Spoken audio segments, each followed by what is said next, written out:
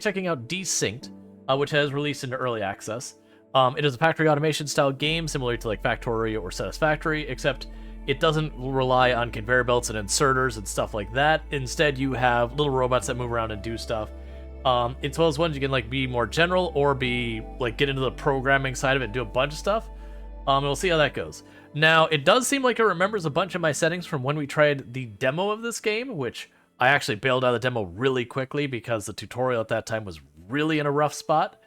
I have heard a lot of content creators come back and check it out now and have had a much better time with it, which is why we're checking it out. That said, we did get the keys from the devs. So the first thing I'm going to do is we're going to pop in like we do with any new game. We're going to check to see what accessibility stuff they have. Now, not having accessibility settings doesn't necessarily mean it's bad, but, you know, it can be a sign if there are accessibility stuff, considerations they've made. Not a whole lot here that I'm seeing that's an accessibility thing. Depth of field can be one. For motion sickness, but otherwise most of this is more performance, which I guess is an accessibility thing. You've got your audio settings. I don't know what it starts at default because, like I said, it's remembering my settings from the demo. We can scale up the interface, which is always a plus. Not much from the looks of it. We can change the input to be a bunch of different stuff, so that's your button stuff, so that's cool. So not a whole lot there, but again, that might not be a problem. That said, I haven't played since we briefly played the demo, so we're going to check out the tutorial.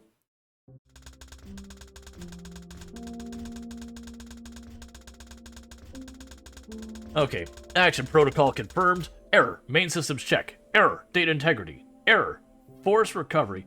Data corruption activating Higgs protocol. Restarting simulation, a bunch of gibberish that I'm not going to try and make up letters for. Partial recovery confirmed. Simulation integrity desynced. Press any key to begin the simulation. Welcome back, Commander. Your ship has been damaged, and I've taken you out of stasis. I am Elaine, Emergent Logistics Artificial Intelligence Network. What you're seeing is a feed from an unidentified planet, where I've deployed a team for you to command. This planet seems to be the source of the damage, and we are unable to leave the planet's orbit until our ship is repaired, and the source of the damage is identified. Okay. You will need to establish a small mining facility in order to proceed with ship repairs. This will be your primary objective. Communications are currently limited, so one of the first things you will need to do is to establish an uplink from ground level. Try to find metal and crystal deposits, as we will need them for repairs. I found them. They're right here. That's obvious. Okay. We have WASD controls, zoom. Right mouse button also does stuff. Let's see, what's the thing? So select it. Right click moves units. You have the ability to deploy your command center. Try deploying it between the two resources for optimal accessibility. Okay. Using the deploy base button. Oh, it's a giant button right there, I see. Insufficient resource detected. Are you sure you want to deploy here? It's like literally right here? I mean, I feel like that's a good position. It's got stuff right there and there. Okay.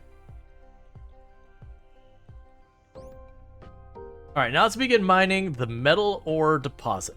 Select the scout with the mining laser. I'm assuming that's you. And right-click on the ore. Got it. And I assume we do you with that. I'll move you up here just because we can. Now let's begin mining. Okay. Used in its raw form for now. Metal ore will need to be processed into metal bars. This can be achieved in the fabricator, which you will find on your command center. Cool. Alright, so units gain functionality through components we need to be constructed separately. The components are placed in sockets, which come in 4 sizes: small, medium, large, and internal. You can equip a component into the same size sockets or larger. You can equip a component. Oh, right, yeah. So the component can go into a larger socket. I was thinking the reverse of like putting a component. Like, wait, how do you put a bigger component in something smaller? I understand. Okay. You can process metal using a fabricator. Try equipping it onto your command center. Select the command center. Place the fabricator from its inventory into the medium slot. Oh, okay, there's a thing over here. Good. Now you can set the produce metal bars.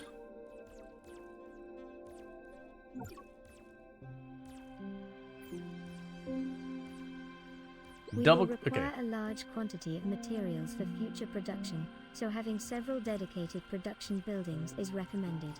I would suggest building 1 or 2 more facilities to produce metal bars. The more buildings we have, the faster we will be able to produce materials. Later we will need to increase the number of mining units in order to keep up with demand. Alright. So now automate the production of metal bars by constructing a dedicated production building. Open the building menu and construct a small building. So we open the building menu there. So one thing I am noticing the tutorial now versus the original one, the original tutorial was way less handholdy, which sounds good normally, but was actually really bad because you ended up in lots of spots where like, I don't know what it wants from me, I cannot advance it, and you'd kind of just sit there and be like, what do you want, game? Alright, so we'll put that there.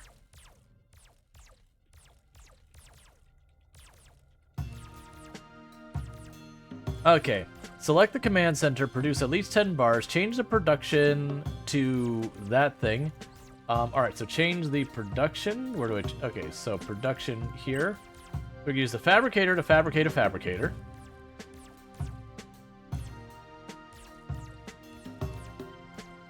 Okay, click request item. Alright, select this building, request item. There you go. Fabricator, okay.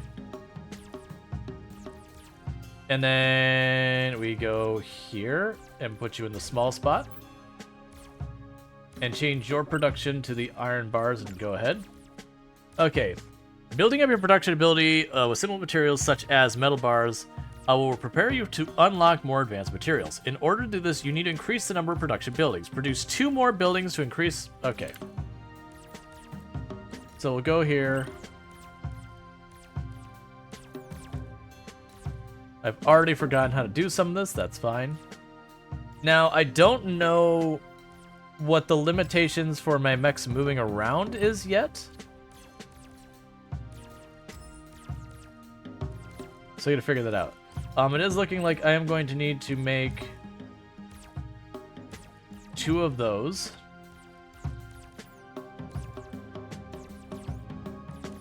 And I'll put a requester on that for this.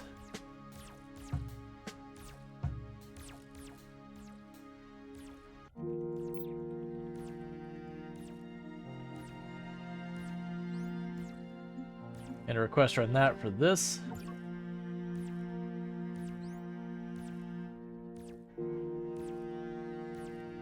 So you need more metal, but you have metal. I think this is moving the metal here.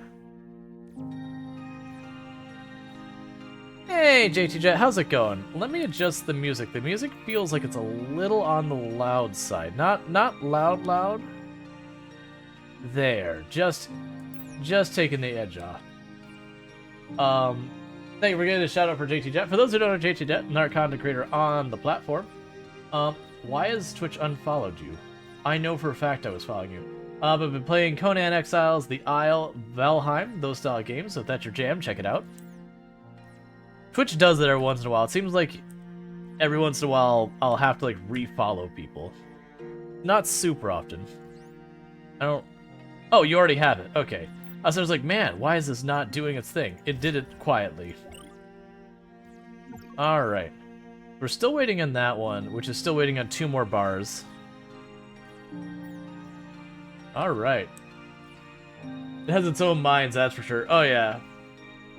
There's all sorts of things. Like, I have noticed they've been making changes to that new featured clips thing. I have noticed, since they made their latest changes, I've only had one content creator it's recommending clips from now. And it's not like the biggest content creator on the platform and the biggest viewing stream, it's just the same one despite me following a lot of people. And I don't really know what to do about that. Did I set you to request that? Hey. Gib, please. There you go. Okay. We're now ready to build new construction material, metal plates. These are also produced in a fabricator, so you should set up a new production facility the same way you have the metal bars. Fair enough. We can go like this. Grab you. I'm going to put a gap in there, because like I said, I think I can't go over these, so I need to have spacing for this to move around. You see this on Steam. How is it keeping you busy with management? I just started. So ask me that question again in a little bit. Like, we've seriously... How long have we been playing this? I did change the category to Desynced, right? I think it's just being weird. Desynced.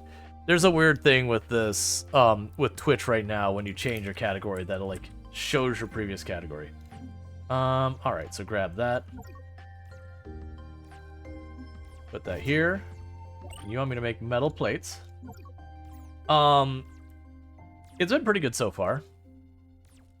But like, we've been playing for all of produce more mining units, you 20 must minutes maybe? fabricate an assembler. With it, you will be able to produce a worker unit and equip it with a miner component. Both of these are produced in the assembler. It is also capable of producing circuit boards, which are used in unit and component production. Okay, so I need to make an assembler, which is a medium component. And this is one of the places that the tutorial when we first played was terrible. Because I have this small pad, which doesn't have a medium spot. Oh, I know what's going to happen here. I see. We make the medium one, I go here, and I pop it on this building.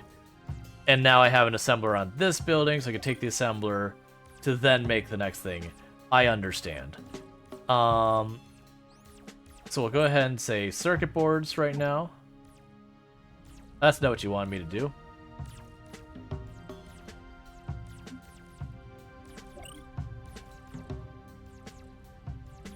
Okay, that's fine. So I do actually need to make a circuit board to then make a drone. So can you only make this? Okay, so you only make the more advanced stuff. The lower stuff you don't make. That's fine. And for the time being, let me tell you to go ahead and make that as well. So that should be enough to make one of you. So I can make one of you. Yeah, perfect timing in my part. I'm gonna kick back and enjoy the show. Awesome. Like I said, when I first played this for the Steam Next Fest demo, like a number of months back, like 8 or so months back, the tutorial was really bad at that point. Like, really just a bad time.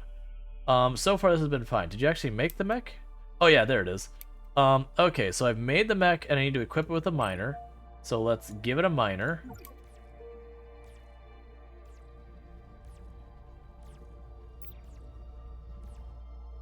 Alright, so you've made the miner. So you need to request the miner, which is that. No. That. There we go. And we put that on your port. I've done the thing you've asked. To produce more mining units, you must fabricate an assembler. With it, you'll be able to produce a worker. Oh, I need to left click on this. Once you have the required resources, we should be able to construct an uplink. This will establish a direct connection with the mothership, allowing us to upload data and unlock full potential, advancing our understanding. So that's research. Okay, in the meantime, I guess go mine things. Okay, so we researched a lot. So now I need to make an uplink.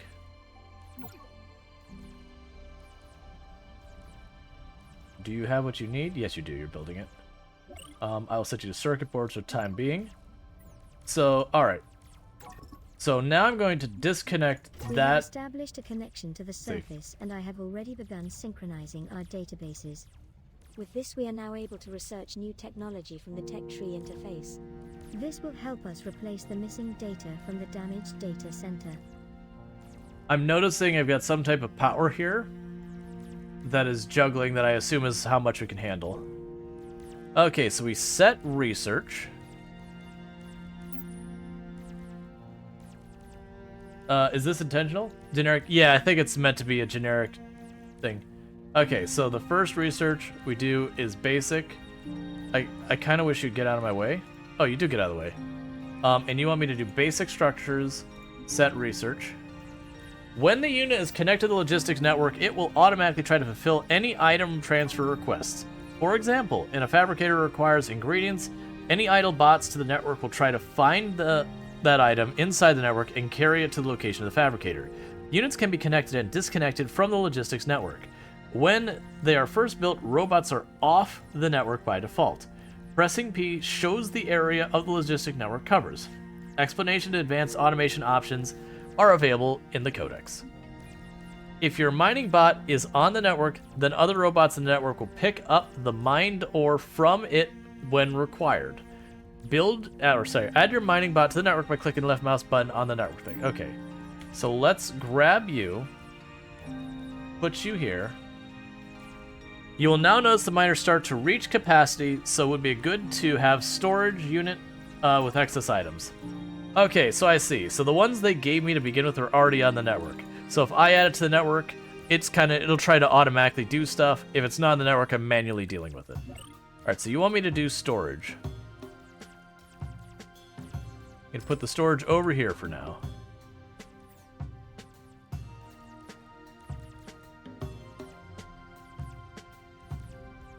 Just, let's see. The store parameter will tell the units what they can store in the inventory here. When the mining block can no longer hold resources, it'll place all of its items in the storage block, allowing it to continue mining. Select one of your mining units, click on the store parameter. Okay, select you, click on the store parameter, then select that box. Unlocking more production materials is required to advance your technology, so begin to research basic structures in the tech tree. Click on research. I did that. It's literally researching right now. That's fine. Meanwhile, we will tell you to also put stuff here. Said you to also put stuff here. And I will continue to expand our production in the meantime. Because I'll tell the crystals to go in the other storage.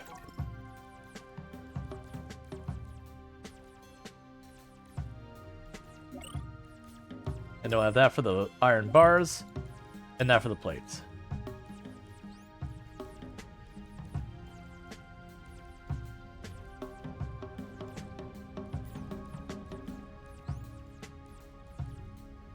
Okay, so can I actually afford to have more bots? Let's go ahead and switch you to doing another bot.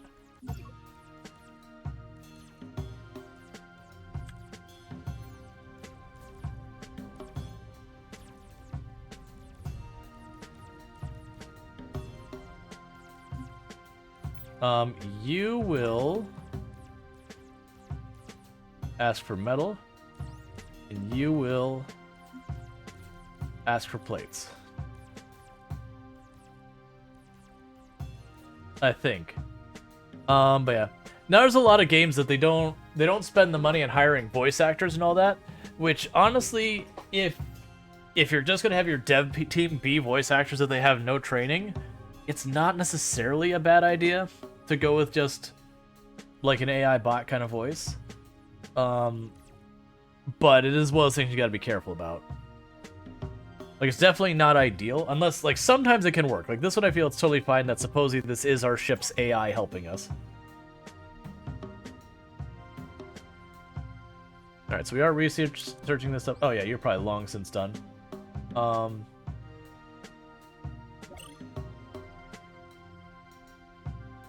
Gonna make a mining drill thing. For mothership repairs, we need higher level material production. Advanced materials are the next level of development, which can be produced in the assembler. We will require a high volume of materials, so you will need more buildings and mining units to keep up with resource demand. Okay, so we can open more research. I'm gonna go ahead and choose power next. Keep research moving. Okay, reinforced plate is produced in the assembler. A building with a medium socket is now available, however, it requires reinforced plate. Okay.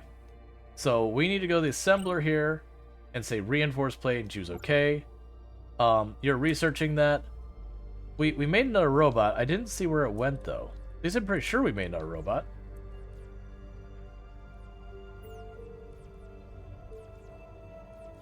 Oh, there it is. I see you. So request the mining drill. Attach that. And you get to work on that as well. So it wants me to build 20 reinforced plate. And 2 circuit boards. And then we'll probably use those materials to make a medium port to make an assembler that's not in our command center. Because right now our command center has the uplink component and this. And I can't really do a whole lot else with it while that's happening. And one thing we can do in the meantime... What's the difference between you? You have different part requirements. 1x1 basic with a good inventory space but supports only one small component. A 1x1 small component has less expense. Oh, provides a second small component at the expense of inventory space. I'll probably just keep the regular ones right now. So we'll go ahead and go here. Build another small building here.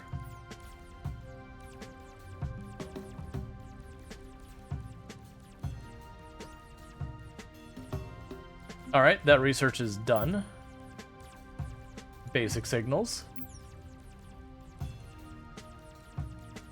Power is required to run your base. If you go over your power threshold, the efficiency of your units will decrease, making them run slower until they are unable to function at all. Units have emergency stored power that allows them to return to base in case of a power outage. Okay, so basically, if I'm not making enough powers, like not enough power, bad things happen. So we have a fabricator just chilling here, so we'll request the fabricator.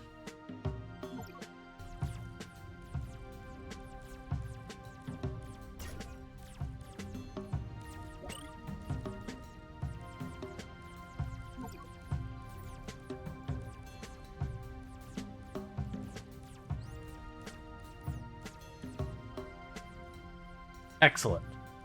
Well done. Oh, you're not in the network, so let's get you added to the network. Okay. Thank you for the 200 biddies, Cookie. I really do appreciate that continued support. Alright. So you're making these things. We only need to make 3 more. In the meantime, we're going to go ahead and say build another one of those for making plates. I'm just going to keep scaling things up while we wait. Alright, so we are just like plowing through. Oh wait, hang on those. Don't do those ones yet. I wish I could zoom alien technology, human intel. I wish I could zoom this out in some way. I know I have that set, so I'm not gonna set these because they require reinforced plates. So we're gonna hold off on their research. Let's see. Basic signals deals with sending and receiving signals around your base. It allows buildings and units to communicate information across any distance. I see. Okay. Reinforced plates. Now to set up a dedicated production for reinforced plates. Start by building a medium building. Okay. That would be you. Right? Let's put it over here. So that, like, I want to keep gaps in between the roads so, like, things can zip around where they have to go.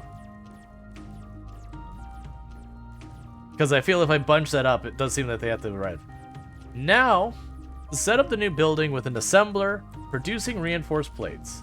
Okay, so what we're going to do is we're going to change you to produce an assembler.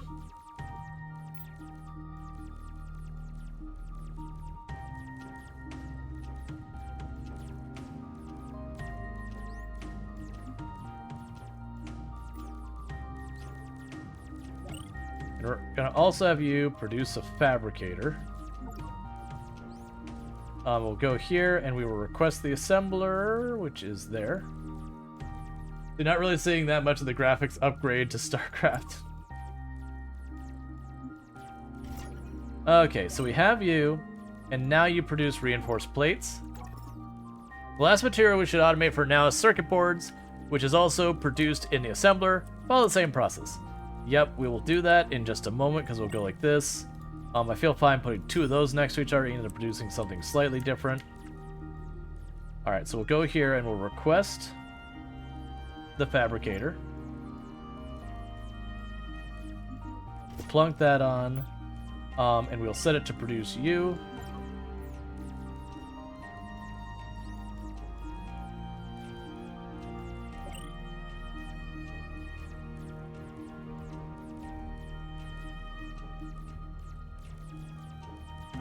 I'll need to make one of those for when this is done, so I can set to circuit boards.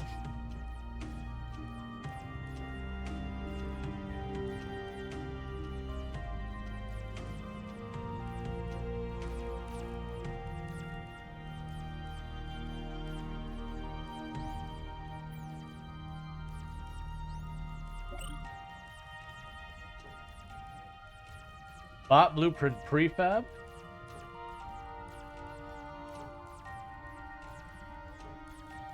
I don't get that, but okay. Make 2. Alright. We also have a small socket here that we can put an assembler on as well. So I haven't decided what we're going to do with that. We are starting to push the limit on our power up here, because I'm assuming we have 500 power, and we're burning 320. But I think that's actually at a deficit, so like that's how much we're burning, because I'm noticing this bar moving. And we haven't really been explained what that kind of thing is. We have a wider range of structures now with which to expand our base. We will need to research basic robotics to produce more advanced materials needed for mothership repairs, and more efficient units to manage our base. Where are you going? Okay. I'll deal with that dialogue in a moment. I just want to actually make this have circuit boards being produced, because otherwise I will forget. Cool. So that's another automated thing. The units and components receive power while they are within the power grid. Within a power grid. While they are outside the grid, they begin to drain power from their battery until it is depleted. The power grid is what defines the area of the logistics network. Expanding your power grid will also expand your logistics network. The basic power research, with basic power research, you're able to produce power fields. These are components that allow you to increase the power grid or start an entirely new and separate grid. You can begin expanding your power grid so that you can reach resources farther away. Produce a small power field. Meanwhile, I'm going to turn these on. So let's see. Wall, foundation. Produce a small power field. Where is that icon? So we have build. We got wall. I've got foundation, which gives movement speed. These are our buildings. That's a progression on research. None of those look like what I'm looking for. These are UI things. Let's see here. Here we go. Small power field. All right, so build that.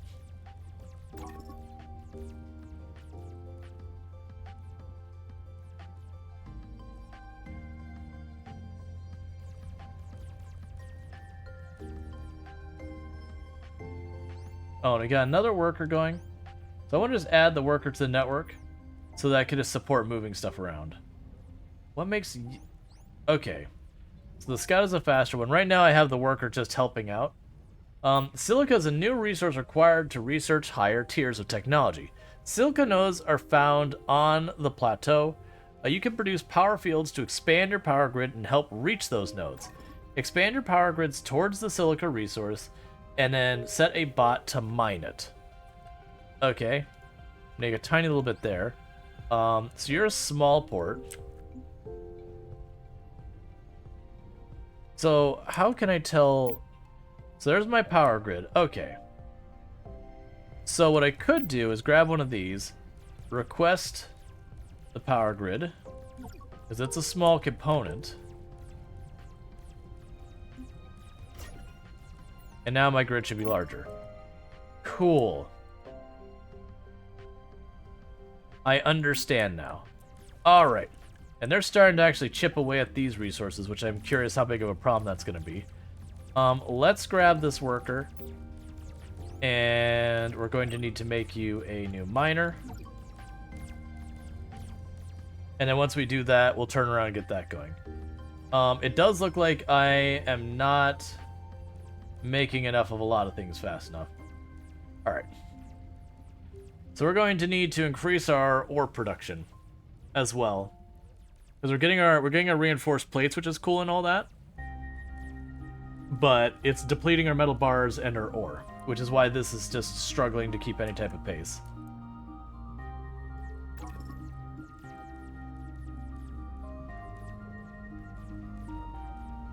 Alright, so you're manufacturing that, that's fine.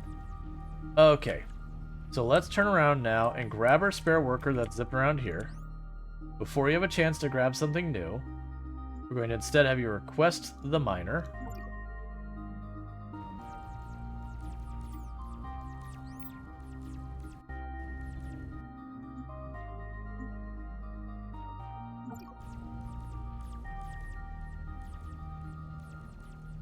Put that on that. Turn you around. Start mining that as well. Put you on the network. Okay, so we got another miner going. Get that going as well. I'm gonna try and get these. I appreciate that all of our what we have is on the top here, so I can see when numbers are bad.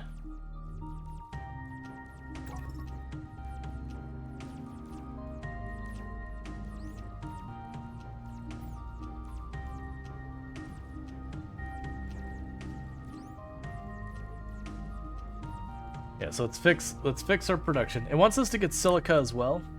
So I think the next mining drone or whatever we'll put on silica to get that going, and I'm gonna keep scaling up. So mining.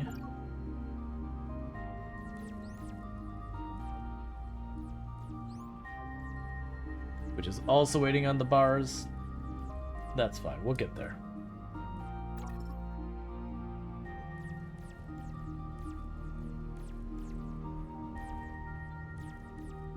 And I'll need another scout, because the scout's the one that zips around real fast. And I need more stuff moving stuff around.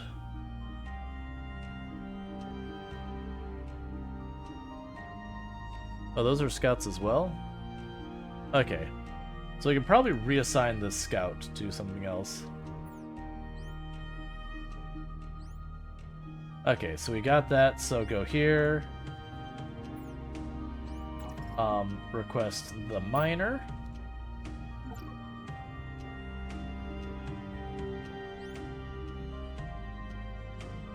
Oh, I have 2 workers just chilling over here. Okay, that's even better. Okay, so you go deal with that.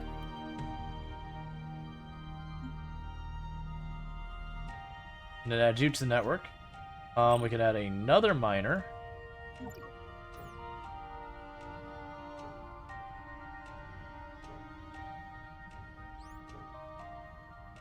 Oh, you immediately switched over. Okay.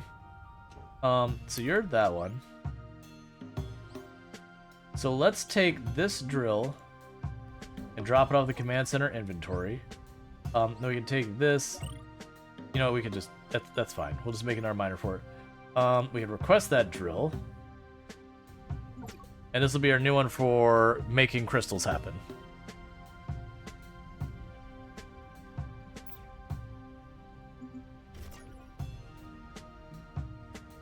Alright, we've got that. We can go here. Make another worker. So you already got the silica. Where is the silica on the map?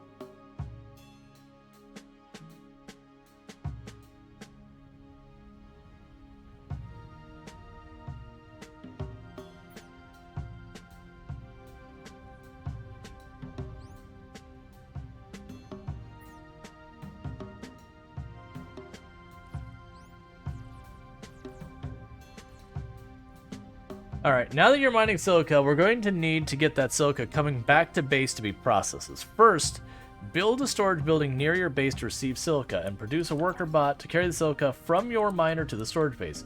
Right-click on the worker's logistics button, and whatever. Okay, so these aren't being done with anything, so we will unfix that slot. And we will take you, and we'll say you are, wherever that goes.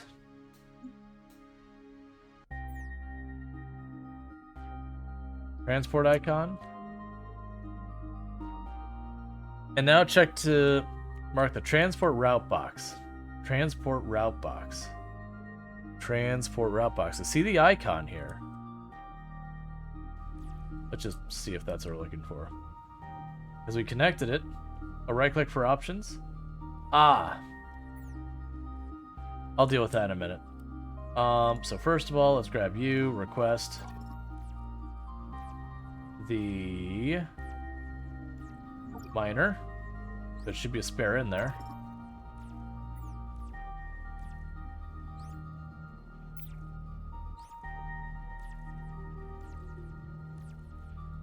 Could you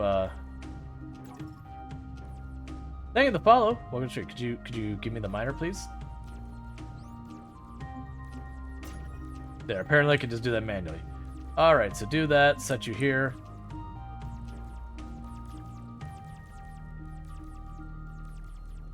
What are you doing?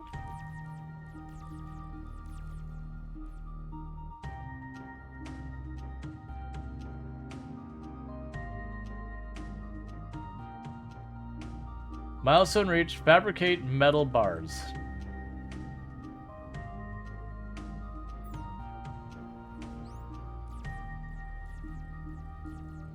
Oh, I don't think you can reach it? Wait. Don't you... You have... no space for metal ore. Delete object. Go over here.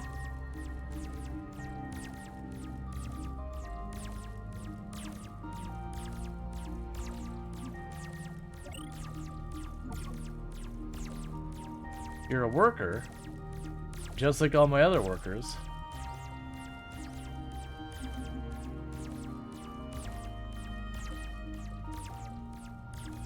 I don't... Did you...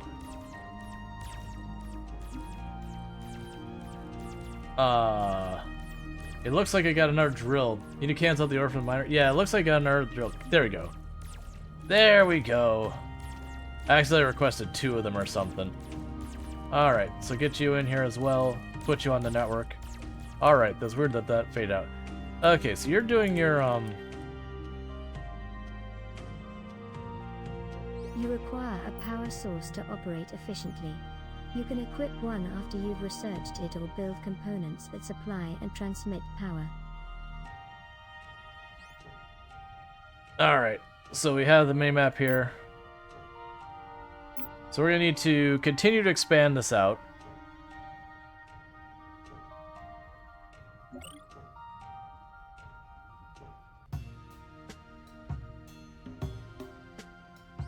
You're supposedly going to... no space in inventory.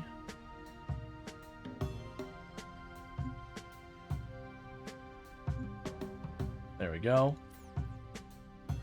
Alright, so what we need to do is expand our power grid, I'm assuming. Yeah, so I need to expand our power grid a bit more. So we'll start by going medium.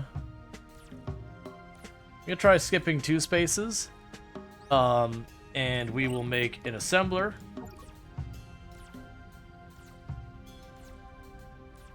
I have no research active. Let's go ahead and just keep research rolling. So we'll request the assembler.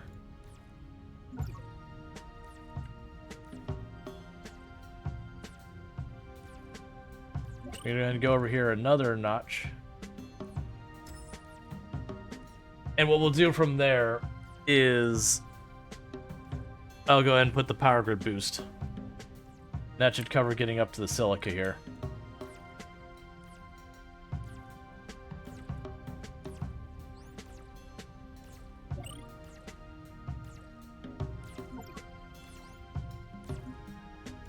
Alright, so put that in. So we have a beacon kit. What else do I want you to work on?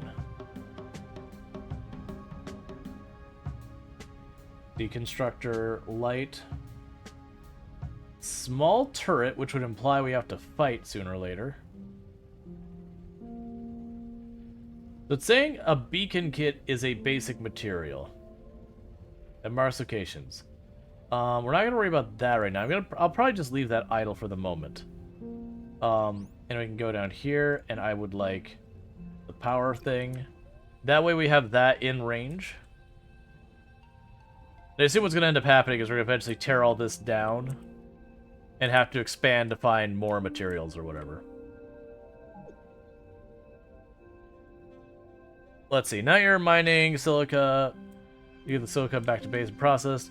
So let's make another worker bot, as it's telling us.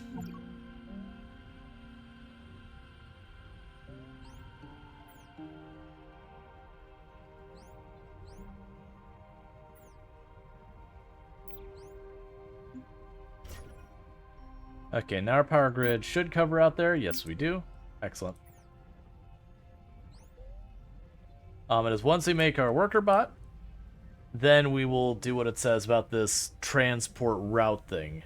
Because I misunderstood what I meant earlier when it was telling me how to do it. So you do this.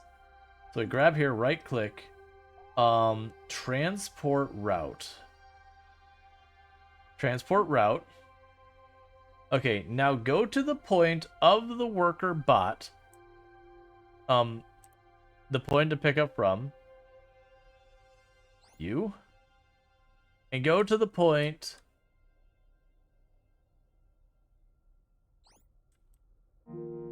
Alright, so you.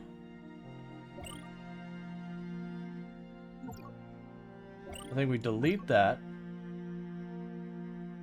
No, we had that wrong. We delete that. We keep this. So you go seek that out.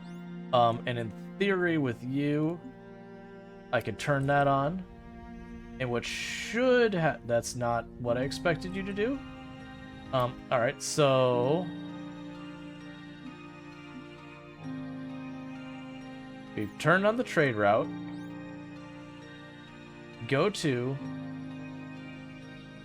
where's my worker bot that's mining silica? Oh, you. Go to you. Click on you.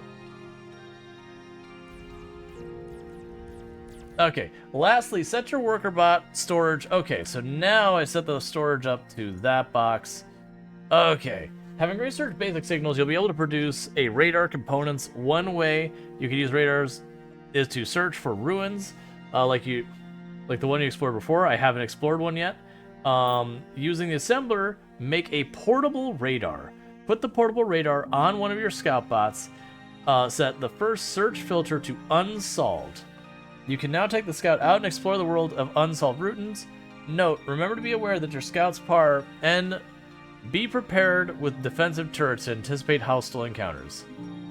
Congratulations, you've reached the end of the navigation training simulator. Continue expanding, exploring your world. Cool. Alright. So it's saying there's going to be some heckin' shooting. Alright, so let's see what buildings or things we can make still. We have small turrets, we have lights, we have fabricator, a deconstructor, we have a crystal power. Charges itself by consuming crystals, storing supplies of 150 power to your grid every second, but only when required. I will need those.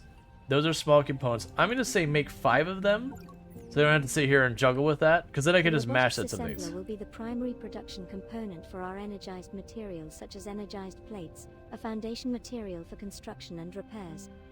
It is also a component that focuses on more sophisticated robot assembly methods.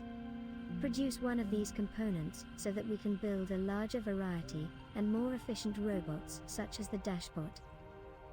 Okay. But before we worry about that, I'm going to set the next research. Okay. So you want me... So that makes 2 medium ports. Let's go here. So you're building the power crystal things. So we can go here is we will request a power crystal thing. And this one has an open port. So we will request a power crystal thing here too. Because we're kind of pushing the limits on our power so far. Oh, you're not done yet. Alright.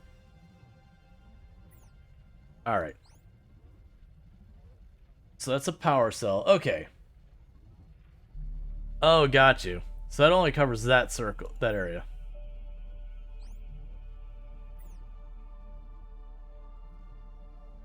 And where is our mining bot that was going for the silica? Your power ran out. That's fine, I'll deal with you in a minute.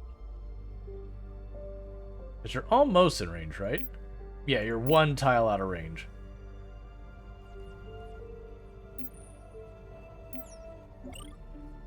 So let's actually just go right here. Can I build all the way over there and just shove a power thing on it? Or is that going to make a separate grid?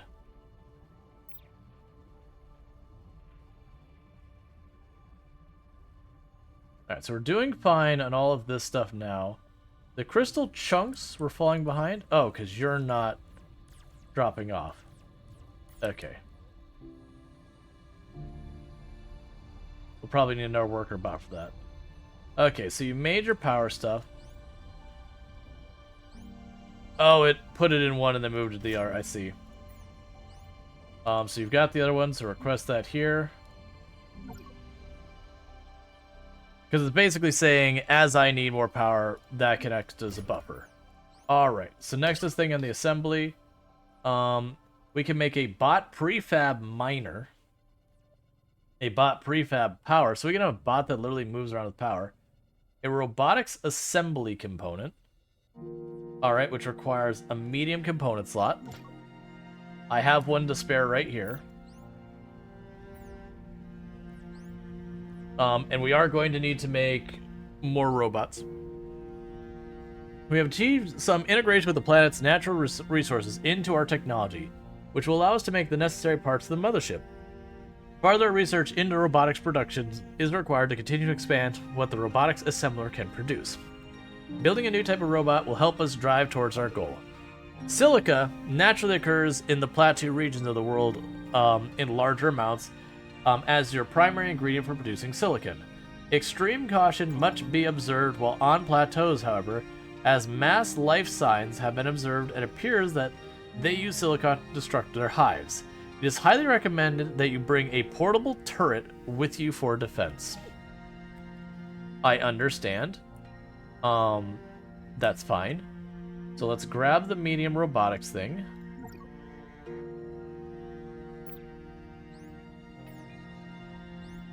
And plug that in. Okay. So we can make energized plates, dash bots, worker bots, or the prefabs. Dash bots get a small and 2 internal systems. Faster upgrade to worker bot. Okay. So it's a faster worker bot. Fair enough. For the moment, make the energized plate.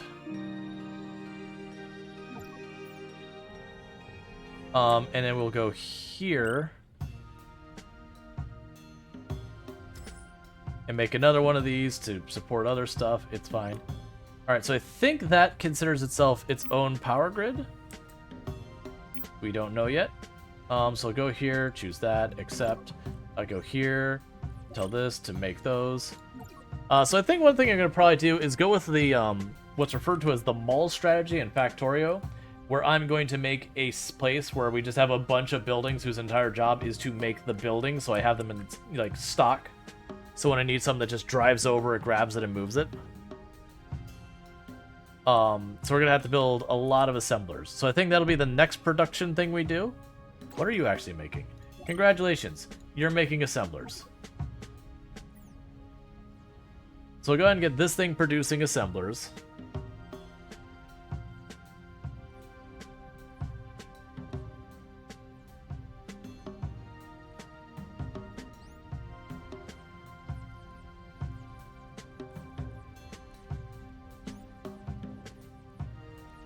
Oh, you have smelter. That's fine. I don't even remember what I made with you.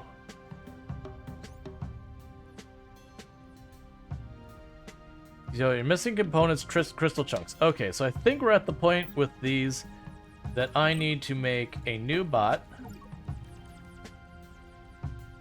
And then once the new bot's made, we'll make a new miner. We'll put it on crystal chunks as well, because those appear to be falling behind. So this does not appear to be considered on the same... Oh, never mind. We don't have the tower put in. Okay. So we have expanded to get the silica producing. I'm assuming this is the nest that I've been warned about. Alright. So you're producing stuff. You're trying to produce stuff. You're just waiting your turn to do stuff. We have a bot somewhere. Okay. Investigate ruined structures across the world for data to help advance your technology. You may need to repair them before you can gain access. Exploring them could provide valuable information and resources. That's fine. Get the miner, because I need another one getting these. So our ore miners seem to be doing okay now. Our bars are doing okay now. Our plates are doing okay now. Our reinforced plates, kind of not great. Our circuit boards are doing okay now. The silica and all that's doing fine. I am going to need to have like a combat ready or whatever situation. But I need to get more miners on the crystals.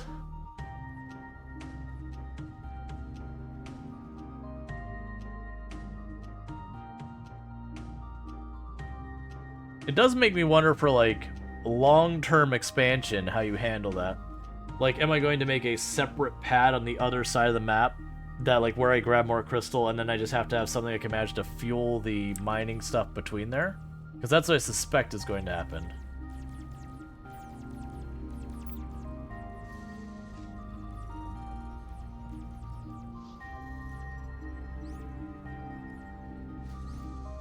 Alright, once they make that miner, we're going to go here and make another one of the robot arms. And then use that robot arm for when we go to assemble other stuff.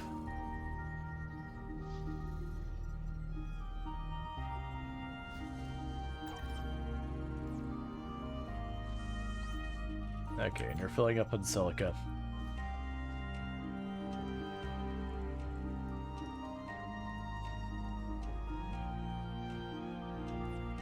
Alright.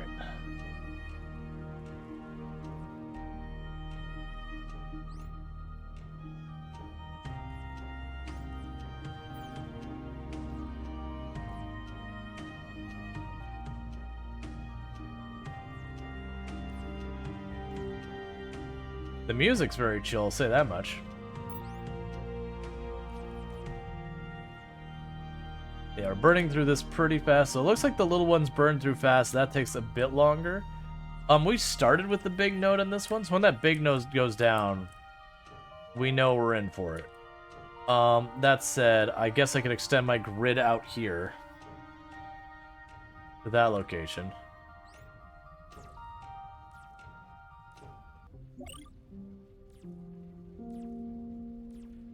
Those are metal buildings. This is foundation.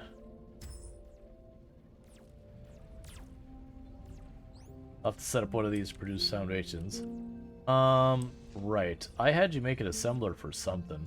Oh, right. That's right. I need to go, not here. I need to go here. I was gonna build that.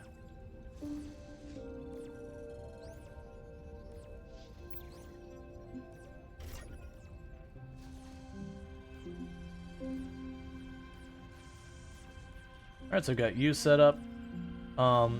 Meanwhile, we'll go ahead and request the assembler here.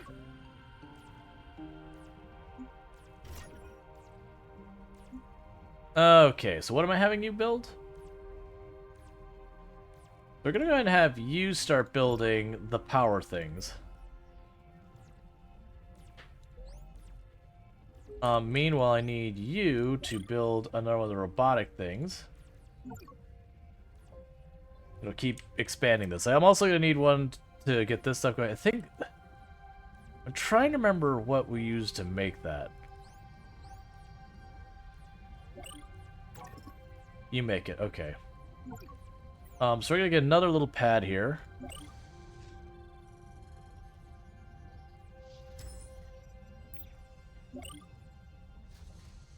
And build 2 of them. Alright.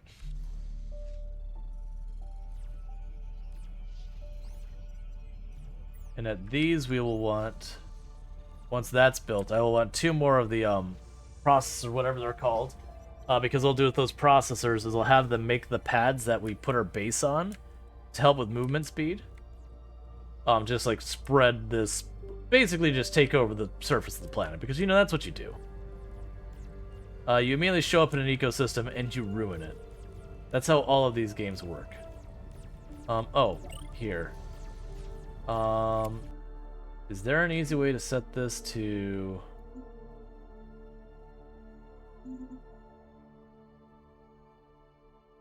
I was kind of hoping to say I could do like conditionally.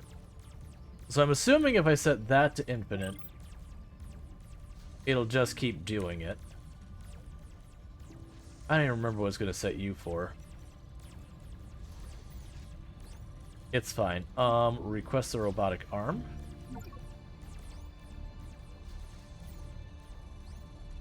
Install the robotic arm. Alright, and we can make you make better things. We're already making the energized place. Let's make the dashbot.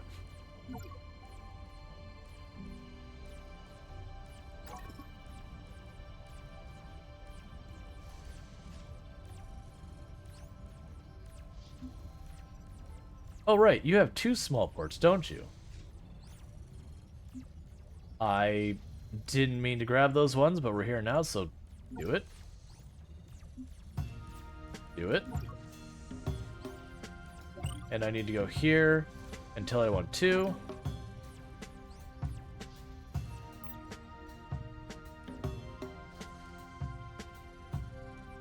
Alright, so we're doing okay on... Actually, not doing that great on that. So once those are done, they've already got those requested. They should grab those and move those. So let's grab 2 more of these. Then we're going to get mining these.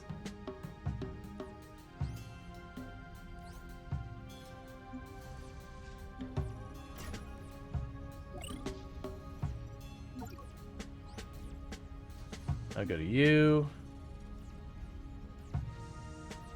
Grab that. Gotcha.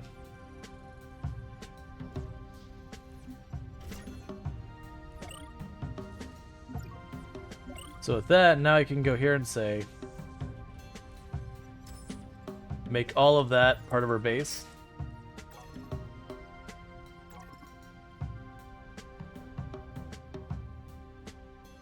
So that's the next metal nodes. We've got crystals scattered all over the place in small quantities. I don't see a large quantity though.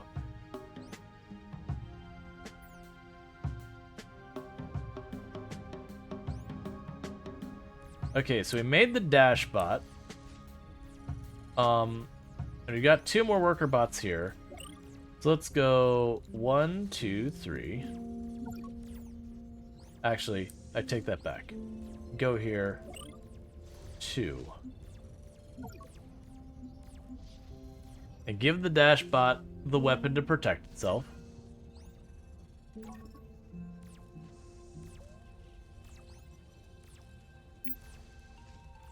It'll take the dash bot and we're just basically going to shove it way up here. And the reason I'm doing it there is I suspect that's where the enemies come from. So I'm basically having the dash bot kind of just hold position to defend the miner.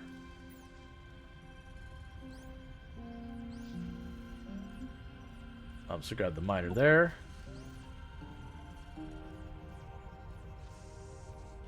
Grab the miner here.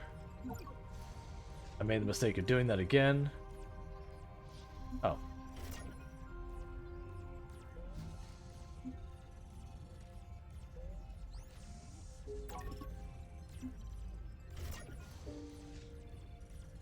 Alright, so it seems like the crystal's still what's struggling the most. Alright, so we've got more of those going. I remember the other thing I learned in the last one is I could build these right next to it and have them like mine directly into it, kind of thing. Alright, so what are we doing in research? We're doing the power face. So I need reinforced plate production to be more. So let's escalate the reinforced production plate. Are you playing as an allegedly potential human or an AI? So we are a person on a ship. And that AI is like just something we're like interacting with, kind of thing. That like we're up in our spaceship in a damaged ship, and the AI is helping guide us through fixing our ship so that we can leave. I don't know. You're an assembly producing assembler. It sets you to infinity. Alright, power transference is the next research we got. Nanobots, which I don't know anything about. That's fine.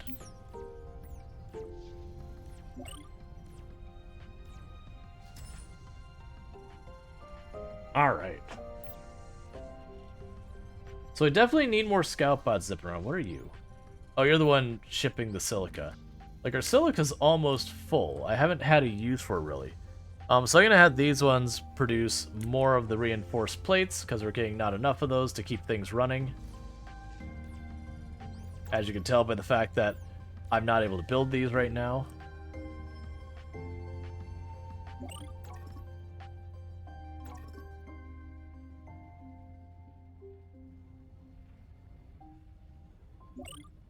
Okay, so you want me to store silicone. I don't know where I make silicone.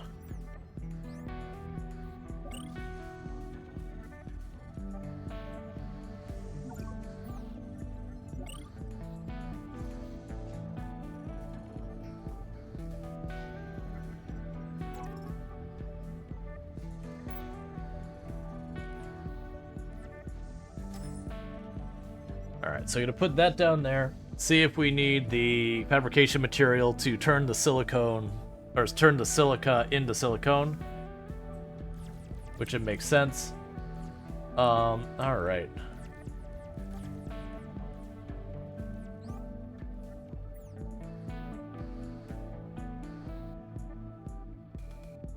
That'll be the big thing, is figuring out how we move power around.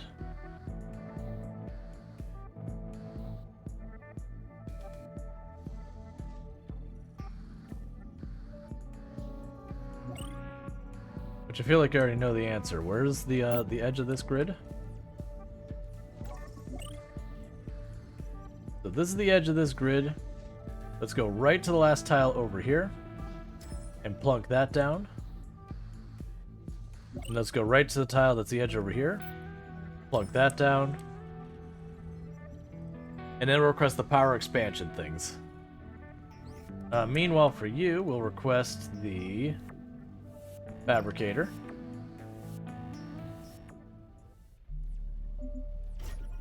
Do you get to make? You do.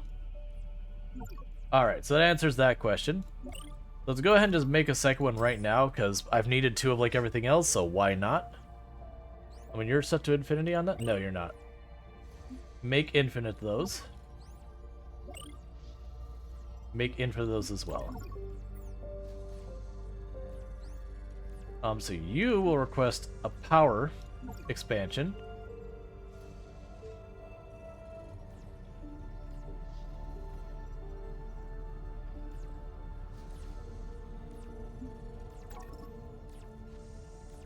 Oh, you're still in a reserve slot? Wait.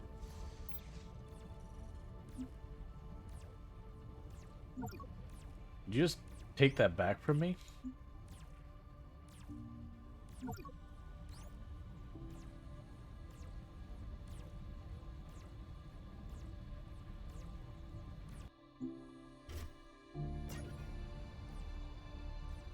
Alright, so you get the idea. Is just keep leapfrogging the power out to cover more area, and then we can just keep going farther and farther with whatever we need to grab. And we'll just lose the efficiency from the travel time. So we'll request the item of an assembler there. Then we can plug that here, and then we can go here until metal plates forever. So we are making the the nanotubes now. All right.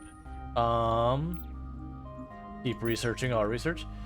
We can now utilize advanced nanomachine technology to initiate self-repair protocols. These nanomachines will work in unison, efficiently repairing system structural integrity. At its current level, it is not enough to repair the advanced mothership systems. However, it is a good first step, and this technology is useful for units on the planet's surface in the meantime.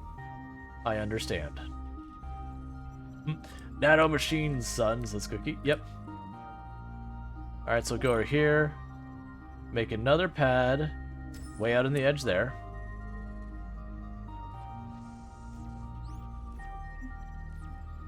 Oh, you're still building?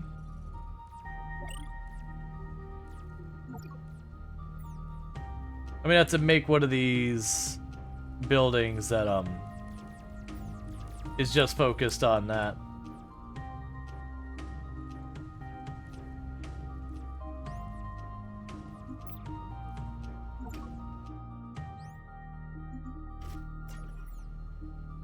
All right. So just keep expanding our power grid to cover more and more.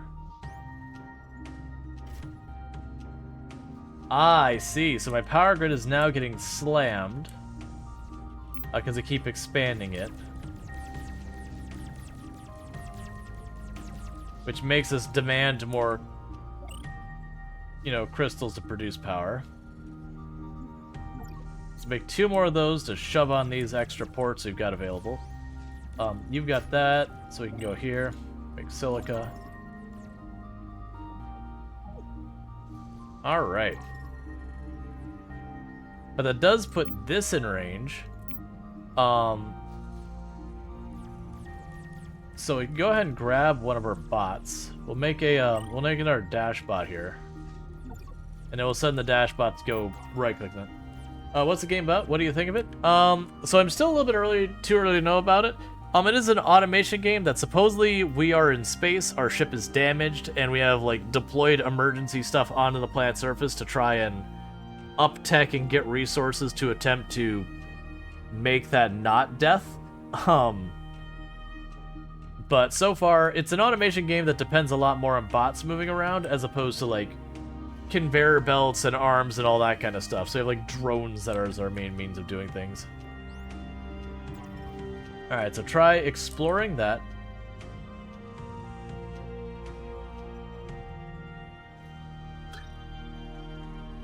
To unlock, please complete the required chains. View console.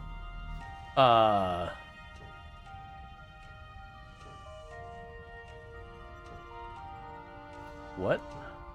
Oh, I see what's happening. It's one of these puzzles. Only it's not working as I expect it to. It's not just doing the ones next to it. There it goes. Alright.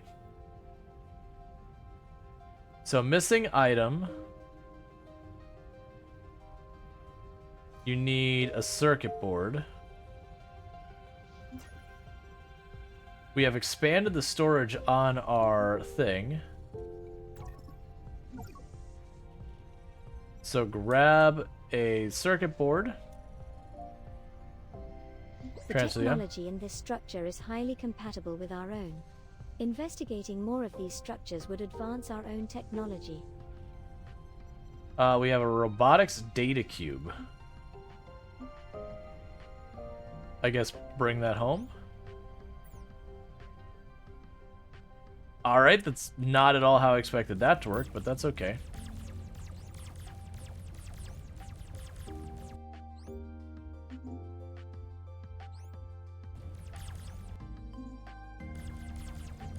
Well, that having a bunch of inventory space, just get on the network and help haul. These okay. data cubes have extremely dense data clusters. It seems, right now, we can only access surface-level data. If we can recover more of these cubes, we can gain greater knowledge of this world. With a sufficient amount, it will help us unlock gateway technology. Okay. Sure, that's where I expect that to go. Just not gateway technology. So it is expanding what we can see. We also have stuff over there, so let's Let's keep doing the leapfrogging with the power. Yeah. Yeah, did you know that's exactly what Tomb sounds like? Alright, so we'll grab you. We'll grab you. We'll grab you.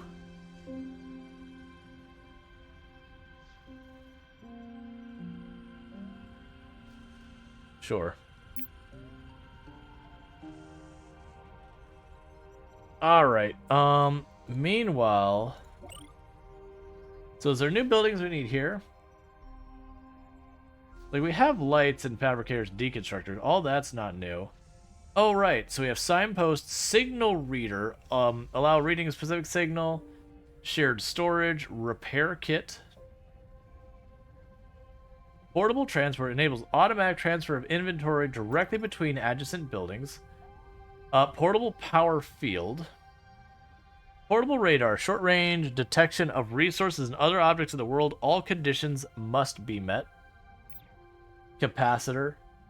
Behavior control. A low-powered programmable device. Okay. Well, let's make a portable radar. That's an internal system. Just heard a muffled woman's voice, and she's usually quiet because she's so far away from the mic. Yeah, now I gotcha. Alright, so you... grab that.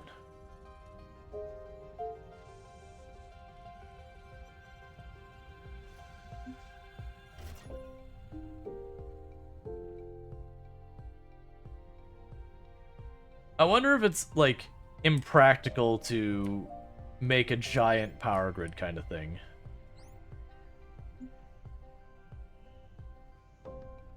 Because, like, it does seem like this is putting a lot of power into just expanding our power grid.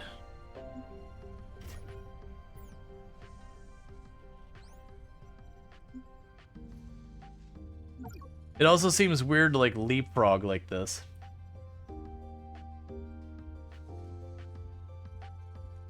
That said, we now have the laterite ore in range, which I have no idea what we use for. Oh, I was gonna have you have an assembler. So you can make more of these plates, which I actually don't really need.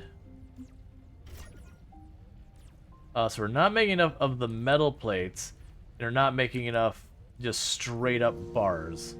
We're doing okay on our ore itself. Is there something here? Repair a component. Allows for repairs of damaged frames. Solar cell. Supplies 50 power to your grid during daylight. I understand. This is where things are going to get rough. Max that out, because we are, like, if you're noticing the power is draining, we're overwhelming it. Alright, Iggy, mate. You take it easy, and thank you so much for tuning in and all that stuff. And thank you for all that. So, the idea is, stop making the regular crystal generators, start escalating our renewable power. So we can start that by going the double mediums, boom, double medium, boom, and we can put 4 solar cells on that. I thought it said it was medium. Wait a second, cancel. Cancel that right now. I thought it specifically said it was medium. I mean, if it's small, that's even better. Because small, I've got spare room on those.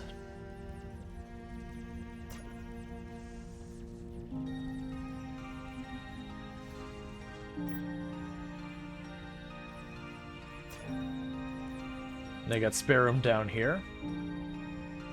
That makes sense because we use the crystals as like the main ingredient for the solar. So, okay.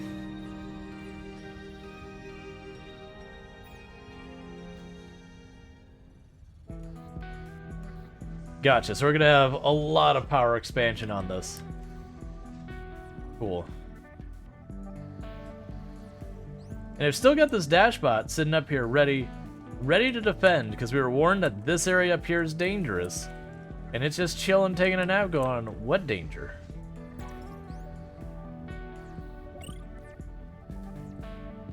Oh. AQ incredible research data? Sure. Plug it in there. Plug it in there.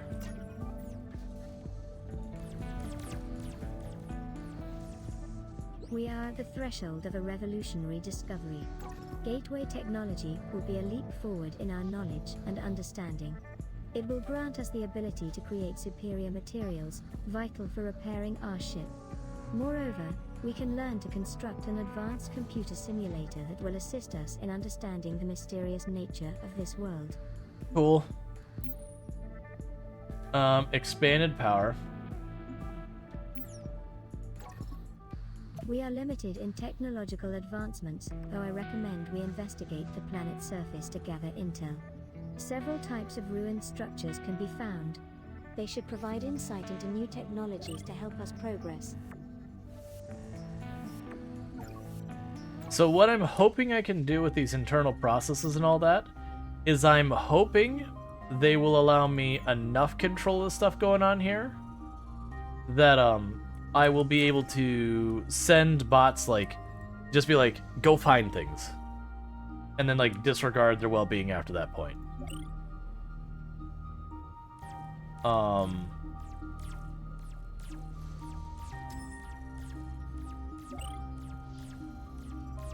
And so what I'm going to do is I'm going to put a little cluster of 2-port ones for more power production.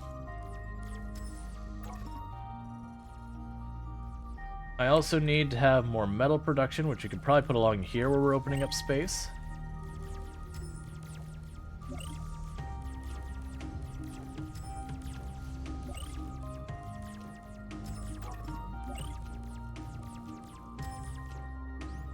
Let's see what else we can do here.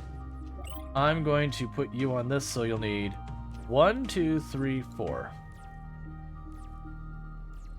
4. Okay.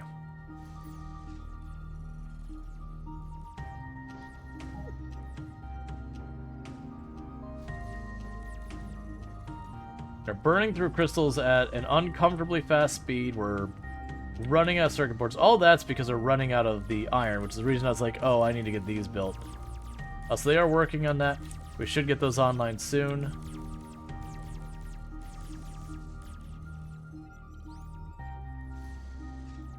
Oh, you're missing crystal powder, which is produced by a refinery. Can I make a refinery? I do not see a refinery. Let's go ahead and go to this thing. I do have to, oh, we have more mechs. So it's a twin bot, but it requires materials I've never seen before. And it's a cub that also is the same way. So we'll make a dash bot, just one, to put those internal systems into. Alright, so we've got you. So request that.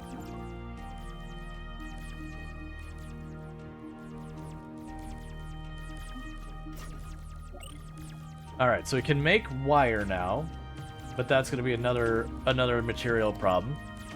So we're going to do that. Grab a fabricator.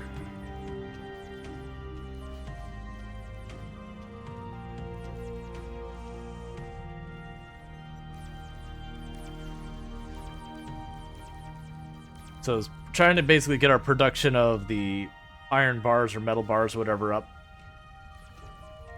I can already envision one thing they're going to run into as a pain point is once these are taken care of, and I have to get my resources from any distance, those bots as a bottleneck is going to be horrible, that I am going to have to find a way to alleviate that. So let's go ahead and get the next one going.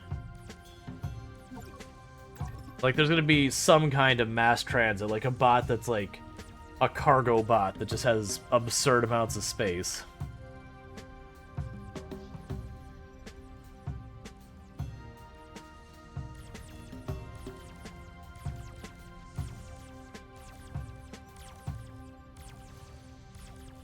All right.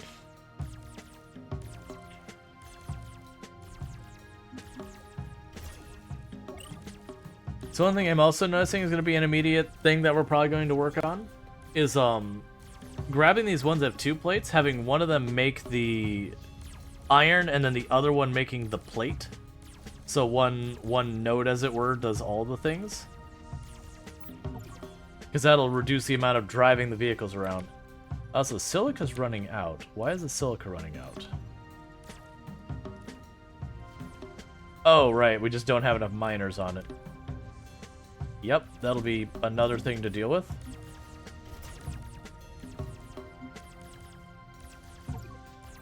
Alright, so I've got those going. These require plates. So, that's not what I wanted. So we can go over here.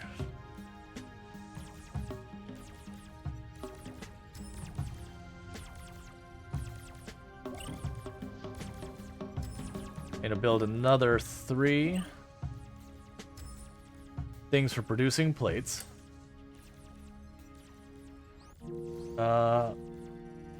Here, do that. Okay.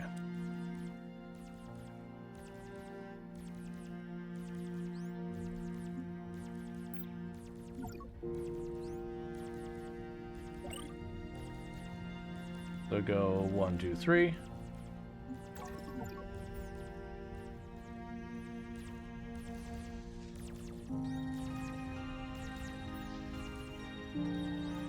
And you're struggling because plates as well. So the downside is we are absolutely decimating our metal production, which is not what I want either.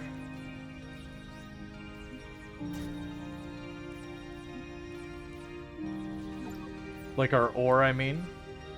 We're gonna have to figure that out. Did you make your bot yet? No, you're still waiting on circuit boards because those are struggling as well.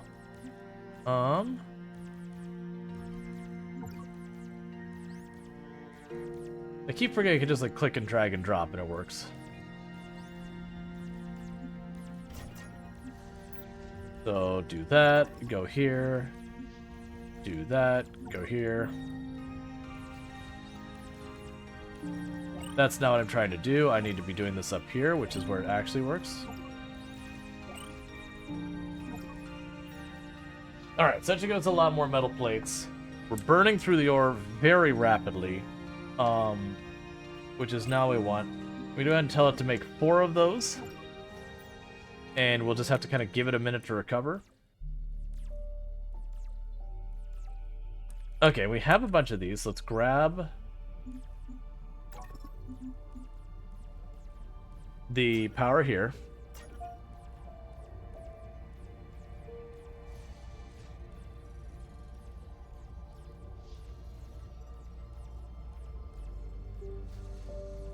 Alright, I've expanded power production. Gateway technology. Okay. So we have a building that's 2 medium with 2 internals. Interesting. Wonder why you had this 2 medium versus that 2 medium.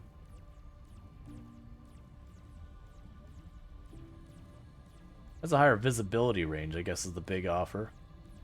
But the cost of production is way higher. A beacon. And you have only a visible range of 3? Oh, I guess it's for marking stuff on the map. That's right. Why? That's not what I want you making. I misclicked. Make that. Alright, so we're physically 2 little ore. Okay, so I need to go to you. Where is your mining things?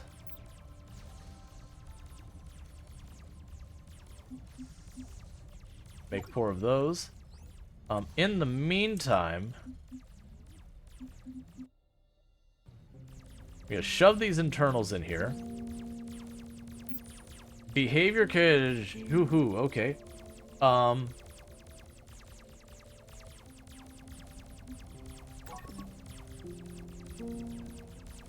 Moves in a scouting pattern around the factor's home's location.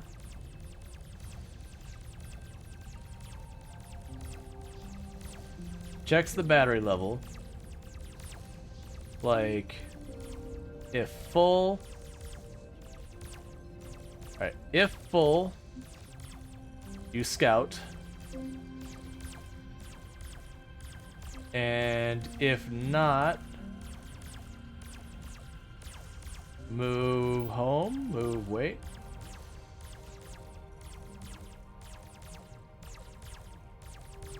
I want to depreciated, use move unit. Moves this, moves to another unit within range of another unit.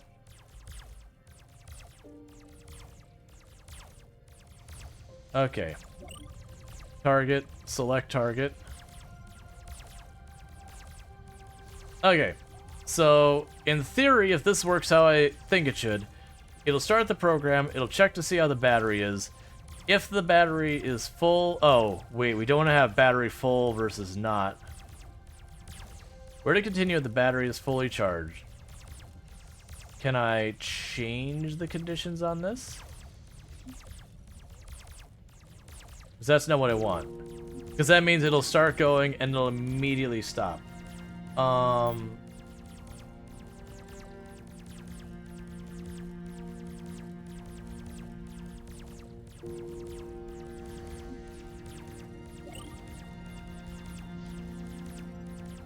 Yeah, so if it's there, we do that.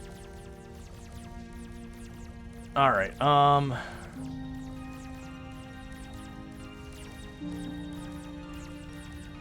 because what I wanted to do is start scouting if the battery is full. Once the battery gets to down to a certain amount of time, then go home.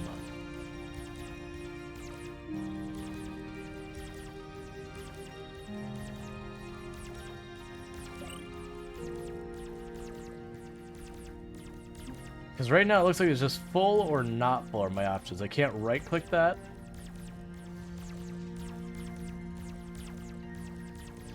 So I don't really know. But this would be the whole programming thing that people talked about you can do if you want. That's research, that's breaks, that's math, that's global. I could go by day and night. Or you know what'd be easier? I don't need to do all this. Forget the behavioral thing on here. Take the behavioral thing here and drop it off.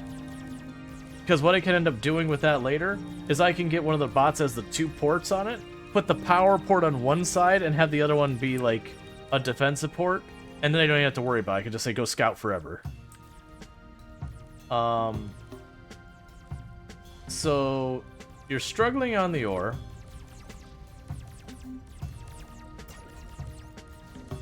Alright, so let's have you mine that, connect to the network.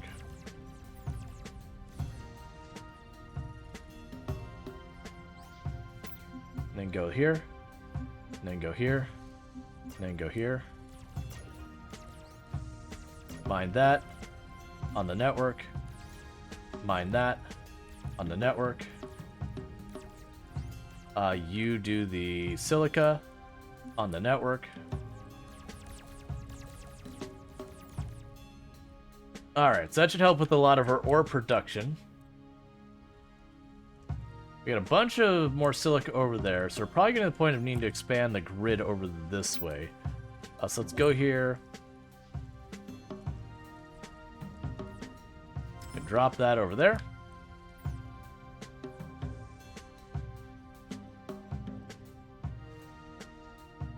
Yeah, actually, because if I make the one that's got the 2 ports, the defense and the solar, I can literally just say just explore. Like that'll be the only logic I give it. Just say just go ahead and explore, and it should recharge itself and never have to be babysat in any way. Outside of like it getting damaged from being attacked while exploring.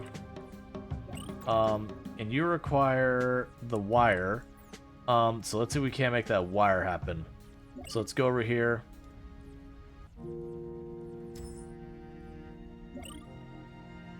We'll plunk down... Not there. We'll plunk down 4 more of these single port ones and just see what happens.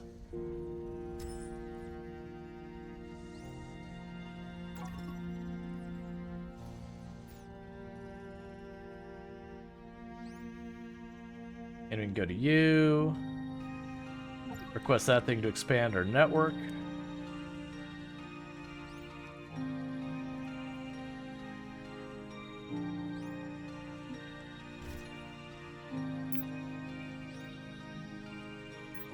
I'm gonna want to do that again.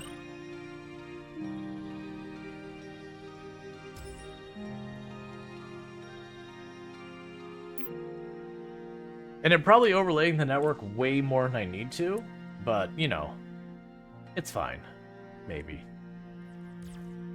We're not producing energized plates fast enough, so we'll go ahead and start escalating that.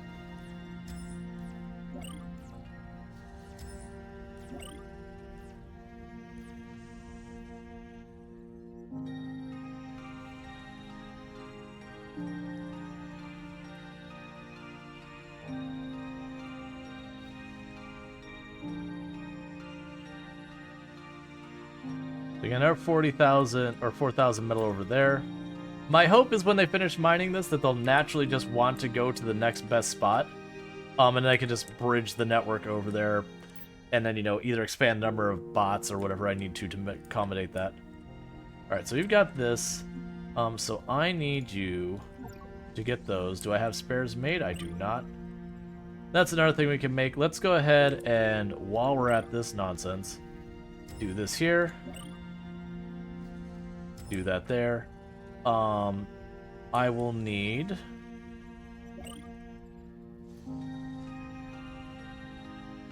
two assemblers. And they'll get 2 robotic arms. Actually, you don't need to make those. I already have a place that's dedicated to that. You'll be making 2 robotic arms. We can go to you. Say, give me an assembler. Because I'm making those down here. You can use the assembler and have it start making fabricators. So I don't have to manually do that anymore. And I'll have the other one... Actually, and I'll have the other one here set to make the miners. So that anytime we need more bots with mining drills or whatever, I can just do that.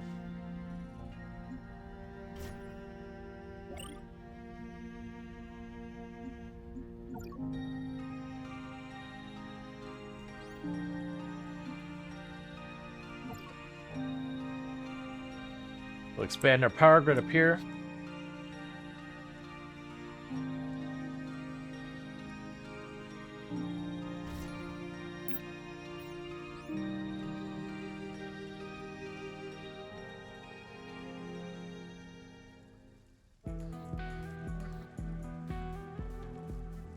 Light crystals.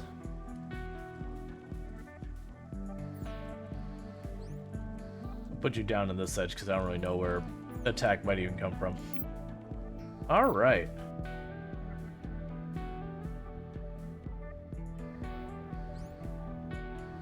Okay, so you're working on doing that, which is taking the metal plates.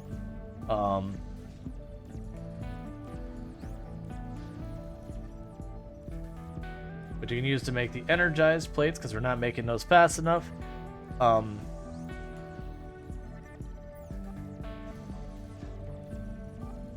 You got these going, so plunk those down.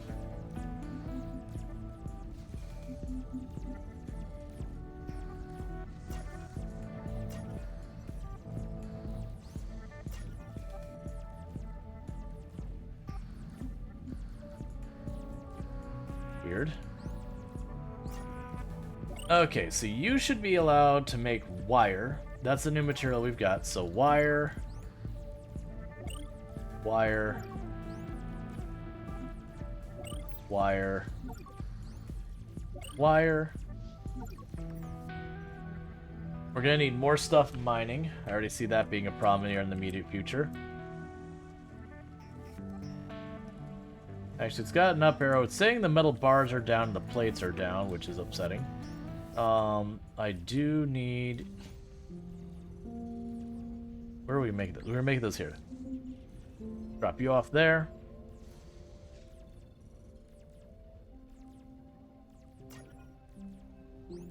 And you're going to be making more of these.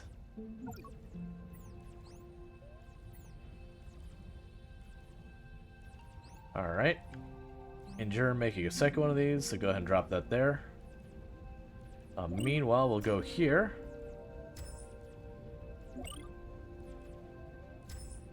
Get 2 more of those built. And grab these and drop those down.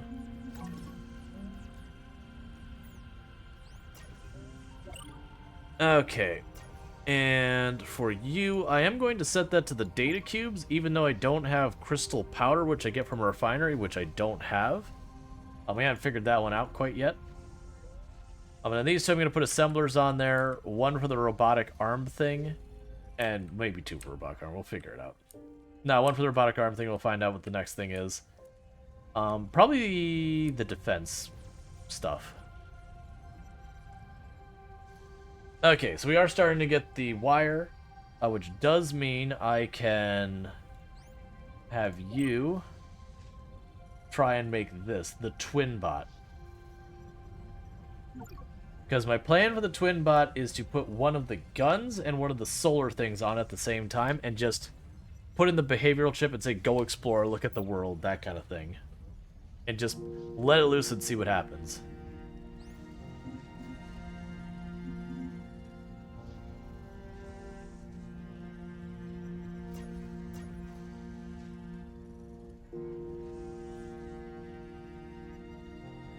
I am going to need more production of the better plates, which is happening here and here, which is going to be more assemblers. So we will go ahead and make that happen.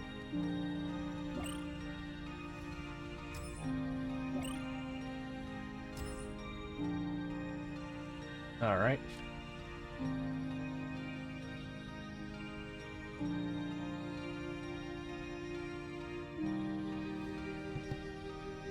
Okay, so I'll definitely say, so when we first played the demo of this all that time back on the Steam Next Fest, I had like a miserable time with it. Like it was like the tutorial at the time was awful, and maybe it's one of those things that just having played that through and then starting with the knowledge of what I had learned during that, and then doing this, maybe that's what made this better. It could be that they've revised the tutorial and it's not quite as bad as it used to be. I don't really know the answer, but this has actually been pretty enjoyable. There's definitely a couple places where the tutorial still has some rough edges, but it's not like it was. What it was before was just really, really rough.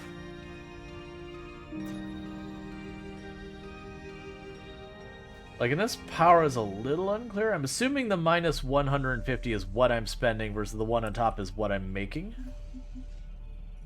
Which, you know, fair enough. Alright, go ahead and put two more of these in.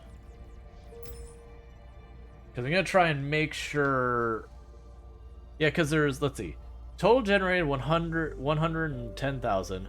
Total load 1,000. Total unused. Average efficiency 100%. What I'm not sure... Okay. Rich mineral oil field has been depleted. So begins the pain. As these are going to start having difficulty keeping up. Okay, so you're done now. So let's grab... Where did those behavioral units go? Oh, I see. It installed them. Okay, so put that in the twin bot, put this in the twin bot, go here, make me a small turret.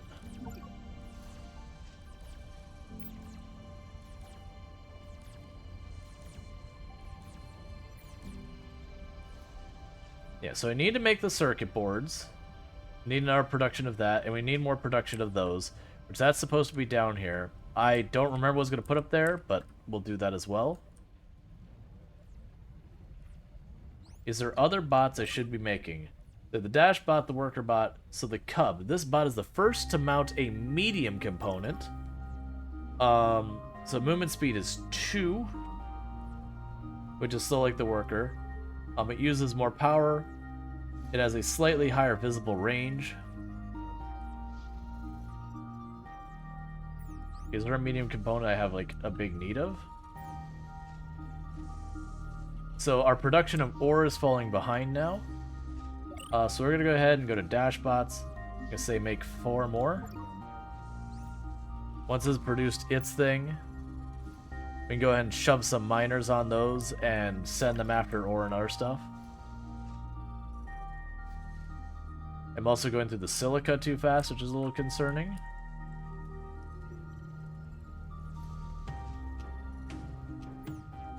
Okay. And there's definitely going to be ways I can make this entire base way more efficient. But I don't know what I'm doing yet with all that. We are researching the gateway technology for what it's worth, which I assume is a really good thing.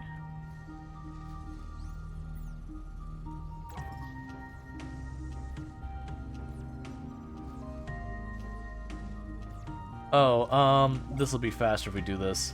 So put some storage there for the silica. Because they put it right here, then they'll just drop the silica off there and we can just have the other bots run back and forth.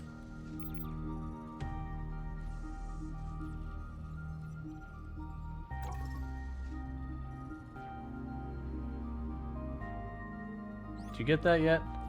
Still waiting on a circuit board. In the meantime, I have one of these.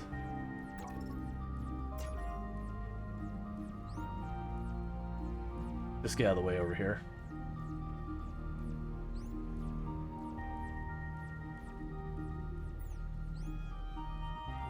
Oh, it says you're waiting on crystal chunks, but I got tons of spare crystal chunks. I need some bots to run around and deliver stuff. So what I think we'll do is 2 of these robots that we're bringing up here, I'm going to put on that. Let's take it back. 1 here, 1 in the silica, 2 will just add to the grid to just help haul stuff around.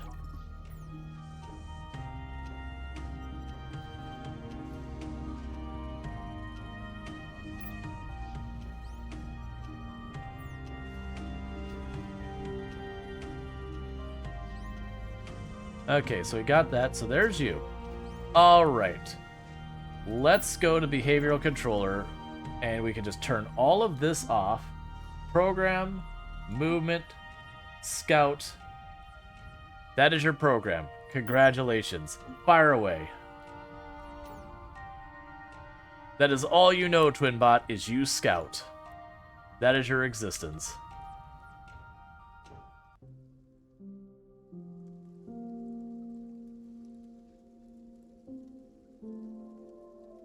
Well, that's straightforward enough. I don't know what strategy it's going to use for scouting. It kind of is just taken off in a direction. I would assume it does some type of grid pattern. Or it just goes places. I also don't know if there's like an bug hive. Good to know.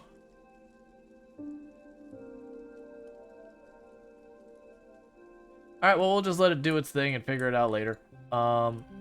Have fun, kids. Alright.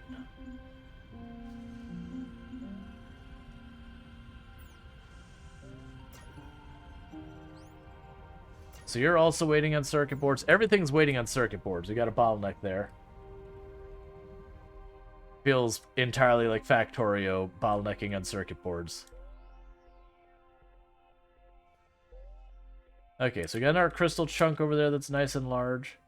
We've got a metal ore chunk that's right there, which, like I said, my hope is when we deplete these, they'll just immediately go, that's the next closest node. And then all I need to do is just increase the grid to cover it a little bit better. I have no idea what your search pattern is. Oh. That reminds me.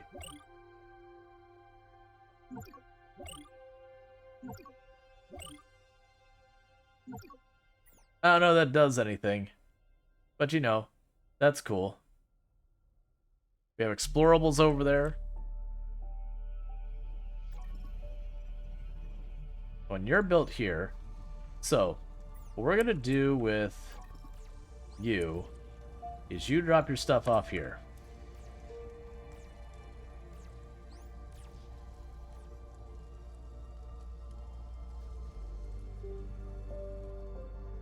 A new plan for you is you don't do this anymore. You just connect the logistics network and you just logistics. I don't care who you're helping, you logistics. Where is the other one mining? There you go. You drop off here as well.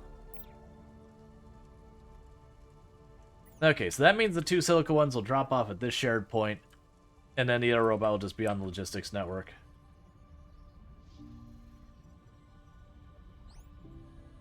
Okay, so we're gonna have you here. Grab the assembler, plop you off, plop you off. And you're hurting on metal plates, which we have plenty of. You're hurting on... I don't know what. You appear to have your materials. So... Oh, you're hurting on regular plates. So we're dealing with logistics problems. I don't have enough robots is the issue. Oh, wait. What were you gonna be over here? Alright, I was gonna make you robotic arms for when I go to expand that. And you... I don't really know what I'm making you. I forgot what the purpose of these buildings were because it's been a while. So we got those, I don't care, we don't care. Got those, don't care, don't care. Got those, don't care, don't care. Got those, don't care, don't care. So, constant 50% per... I'm gonna locate on a plateau. So we have better power production on plateaus, and that's during daylight. So it's probably those. So tune that up to the max. Go to you, click on here, tune you up to the max, because it's only going to put 2 in there, and that's going to stop. Cool. So I've got those built. Those are still working on their thing. Sooner or later, those robots will get built. Can I zoom this out farther? That is a really interesting search pattern. It's not the worst search pattern. It's certainly a search pattern.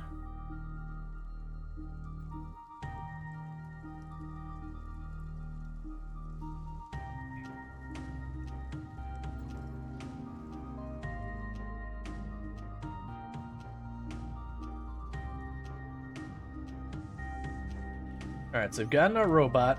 Right now, just connected to the network. I get 2 of these on the network that are just on the network, period. We're not going to do anything special. They're just on the network.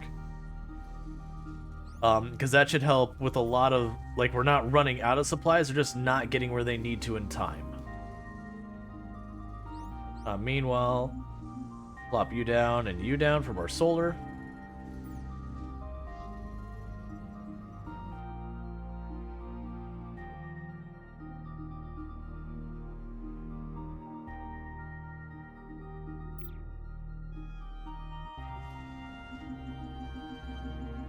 Okay, this is implying that the map is big.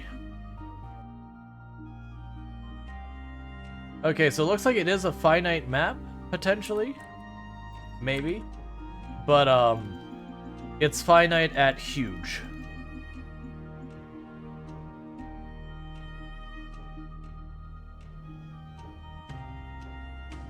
Alright, so everything's got up arrows except for my circuit boards, and then the raw materials over here.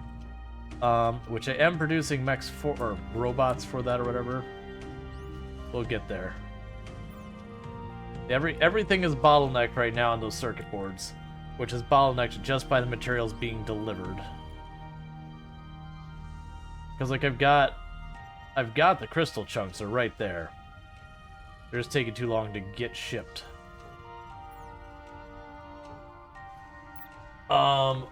A regular iron is going to be a problem as well soon, but we'll get there when we get there.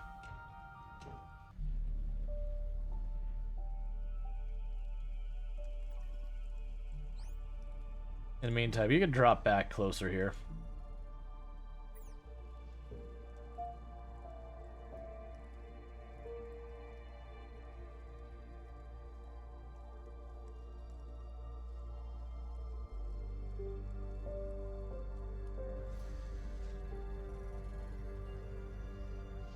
Alright. Now one thing they'll say that's kind of a pro and the con with this game I'm noticing. So, I'm not getting the same thing as like Factorio and that where you get like you have to do like all your inserter and conveyor belt like sorting that logistics out. Like it feels like that whole fun of that is just gone. But then we also have the idea of the programmable units, like where I have that one scouting where I just like go out and scout. That's kind of cool. That said, I don't envision that being a thing a lot of people do, because it is a more involved thing to deal with. I'm gonna go ahead and get another one of those, and when we get another one of our bots here in a little bit, I'll try grabbing that bot and see what other simple programs we can put together. Alright, so you're going to be more circuit boards. And you're going to be more circuit boards.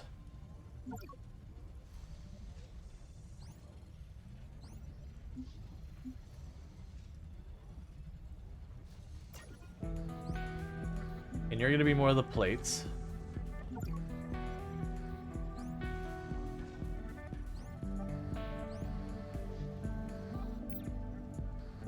I'm also envisioning a problem here where the bots physically getting in each other's way will eventually be an issue, because they do have where only one bot can take a spot on a grid at a time. So that might be a thing where you end up having to have wider lanes, or you have to position your stuff logistically so that you don't have to worry about that. And then plates. Okay, so that should help increase that production. Our metal plates are falling. Seems to be corrupting the planet. Electrical interference prevents entry. We would need to research it more if we wanted to enter. Cool, a blight extractor. This blighted area is highly concerning. Our equipment is malfunctioning and navigation will be difficult. We need to proceed with caution. In order to better understand the blight, we should gather samples of the blight gas. This requires specialized equipment which can be produced in the assembler. I'm assuming you found blight? Ah. Yeah, that looks terrible. Are you damaged? No? Alright. Carry on. That's the thing, it's like, why do I suddenly getting a prompt about that? That technology's not done yet. It's interesting that we're getting the gateway technology. So we're not gonna cancel that out. So my assumption is there'll be a blight technology thing under here. There is. I see. So we're gonna find stuff on the map that unlocks new entire tech trees. Alright, I dig it. I can get behind that. Okay, meanwhile you just get on the network. Like I just need all of you doing more faster.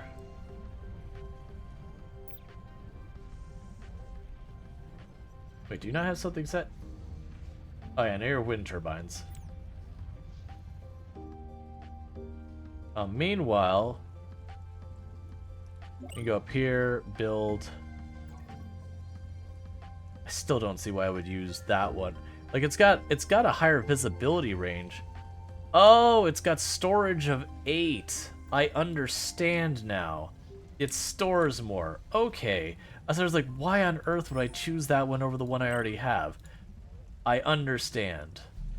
It makes sense now. Okay. You're supposed to be producing that.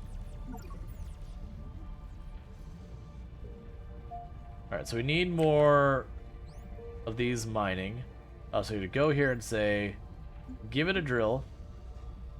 You're gonna put that one on crystals because the crystals are depleting. So we'll go boom, put you on the grid.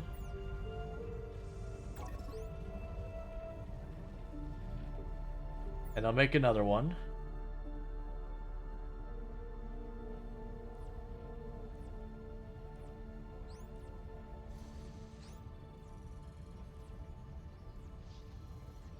And you'll drop that off. Okay.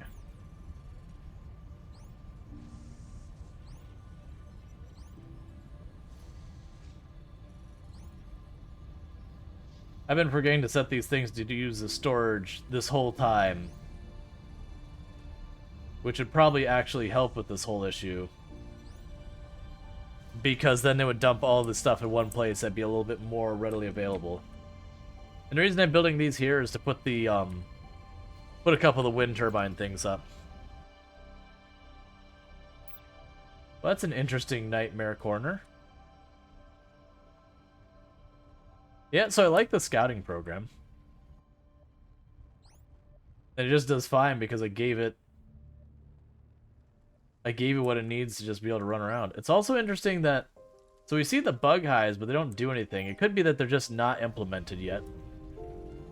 Like that where they will be is there, but they don't do anything yet. What are you missing? You're missing the crystal power, which requires the finery, which I haven't seen where we can even make.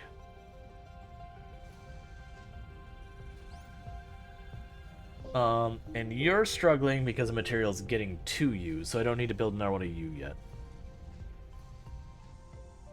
Well, how's the power grid over there? Okay, so you're probably going to need an expansion of the power grid over that way soon.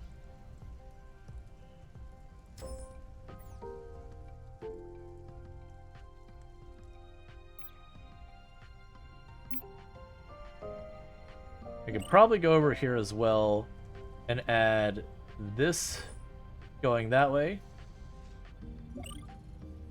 And add this going that way. Basically adding areas to move stuff. Let's see. For some reason, when I did the tutorial, it turned the bug combat stuff off completely. Did it do that for you today? I have not had bug combat at all yet. I was just alluding to, it's like, oh hey, it doesn't seem like there's anything going on with the bugs. Is it possible that like they literally have disabled the enemies? That said, I don't mind that.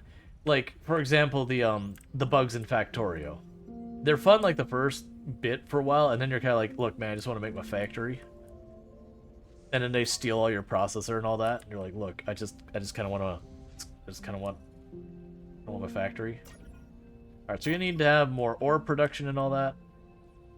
So here you are. Grab your drill.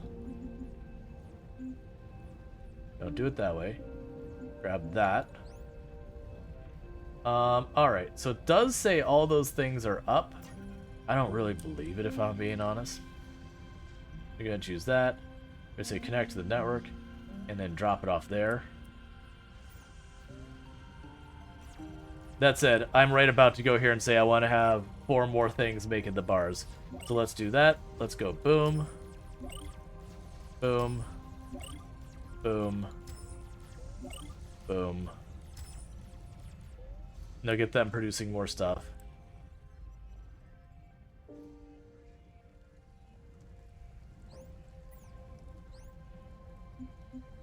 Drop that off there.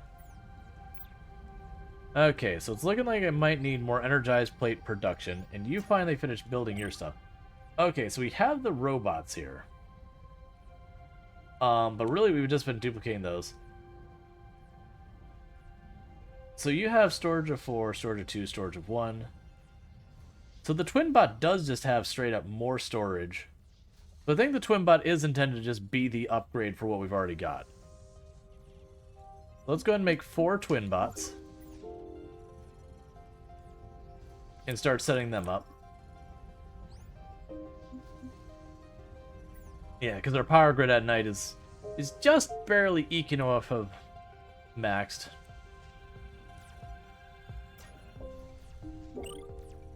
Meanwhile, I'm going to go ahead and put a couple more of these over here. We're putting more solar up. Basically having as many different varieties of power as we can. We need the metal plate production going on, which... we can grab you, plunk you here, plunk you there.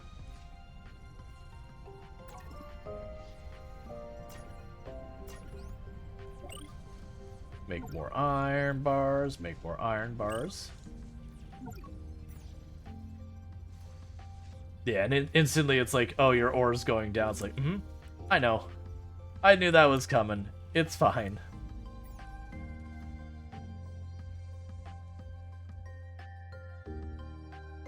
And you're still out here just doing your thing. It almost feels like it's not really exploring farther. It just has like a set distance and kind of just circles, which, it's fine. That gateway technology has been sitting there for a really long time. Like, I've got... Oh, it's missing the data cubes, isn't it? What do I need for those? I still don't have... So you require research, so I need to explore. That's what we need. That's fine. So I'm going to go ahead and add one more of these on here than I had originally planned. Because we'll set up another one of these to be an explorer, but I'm just going to manually take control to take it places. Meanwhile, you probably are ready for that, so plug you in.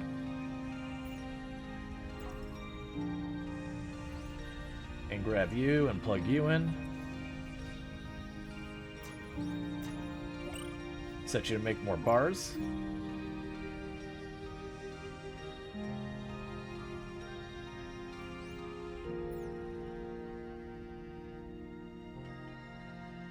That's going to be an interesting problem when these things go away and we have to trek. I'm going to try and get ahead of it by making what's effectively a road up there. Because, yeah, early data cubes are mostly from exploring. Yeah, I think mostly from the item turn-ins as opposed to the mini games, for whatever reason. Yeah, no, we got 2 of the data cubes from this place. So I just need to make a bot to do the exploration is all. Oh, and we'll go here and give you a turret. We got a behavioral chip.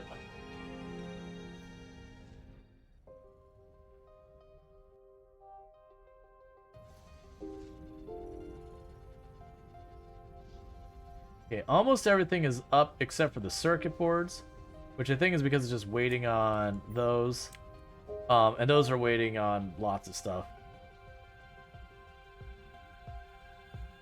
Yes, I'm basically making a road over to the next closest ore that I'm hoping will, you know, make it more efficient when they have to run back and forth.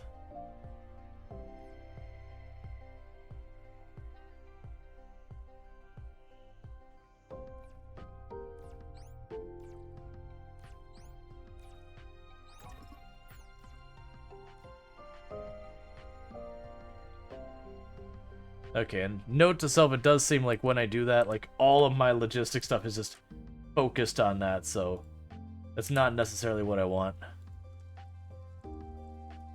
So like that bot exploring, and I'll try using the behavioral thing, because they had a behavioral thing for solve puzzle or whatever, and we'll just see if I tell it solve puzzle, if it'll just go solve the puzzle. We'll see.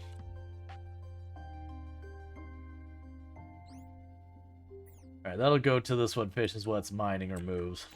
That's fine. They're just eating that away real fast, which is pretty concerning, to be honest.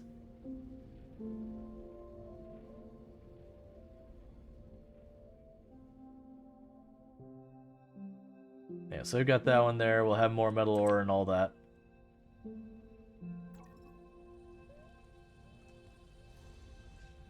Oh, right, and I wanted to go here and request... Not request, I need to stop doing the request thing. Like, the game teaches you to do that, I'm like, no, don't, just plunk it in. Don't think about it, just shove that in there. And they'll take care of it from there.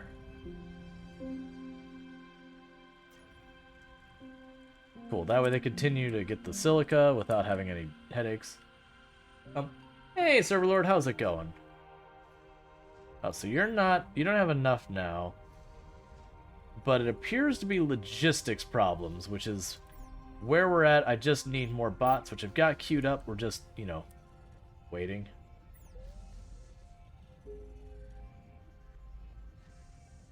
Tiles discovered.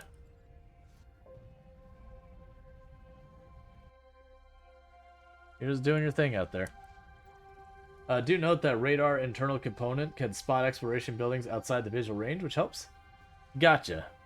I believe my one over here has the portable radar. Anomaly detected. Sure. Oh, good, you're ready. Sure. Go check out the anomaly.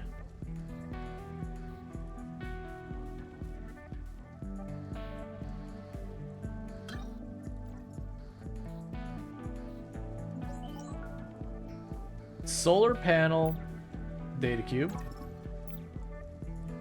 Okay.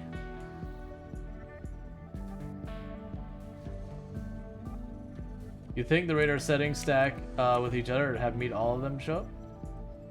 I don't know. Alright, so we plunk that there. We've got the medium one here. I'm just gonna drop that here for right now. We will put the behavioral thing. Where did my thing go? Where did you go, twin? There you are. So scooch over here. You were supposed to be producing a weapon for us. In the meantime, put in the solar thing here, grab another solar thing and shove it on that pad. We're waiting on more of these plates, which are waiting on more stuff delivering, which is waiting on everything. It's just logistics. All of our problems are logistics. So I'm producing enough of the bars now. Is it a fun game I haven't seen before? Yeah, it's called Desynced. When I tried the demo was really rough. But, and I think it was just bad tutorial kind of situation. But, I got convinced to try the early access version because a whole lot of people who had tried the demo and didn't like it came back around to try the early access, and it ended up being something a lot of people are enjoying. So, that's all a good thing. Alright, so you're missing the energized plates, which are waiting on these, which I have enough of, but the regular plates we're struggling with. But I think all of that is just... all of that, I think, is literally logistics of I don't have enough robots running around helping with the logistics nightmare. In the meantime, let's go to behavioral controller. So let's say, solve exploration. Read from unit register. Okay, so I'm not going to mess with that, I don't think. I'll just do it manually. Like, that seems to be one of the things that it's trying to draw you into, which I think will be fun to mess with on my own time, is, like, trying to, you know, use the program thing where, like, one robot goes, I found a thing, and the next robot goes, okay, let me solve it. Like, it seems like you can do a lot of stuff with the AI kind of thing and that, which is interesting for the automation end of things. Hey, high density frame and that. We're gonna go ahead and drop that off back here. Actually, I'll set the storage. I'll set you as storage. If you leave just leftmost radar setting, clear the R2, it should start highlighting the resource you have selected. They're saying get rid of this, get rid of this. Now, right now, there's just these things, just our base resource. Oh, information, object, world object. That doesn't, it just says object type. This doesn't give me what I need. Mineable, damage, construction, can loot buildings? Okay, I see. Is there a ruin?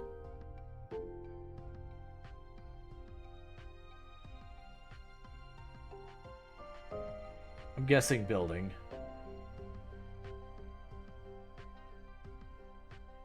Yeah, the filters are and, not or. I see.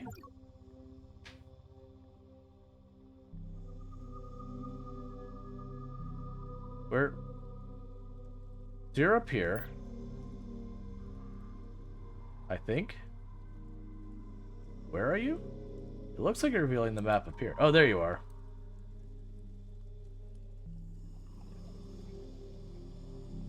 You just move really slowly through the storm.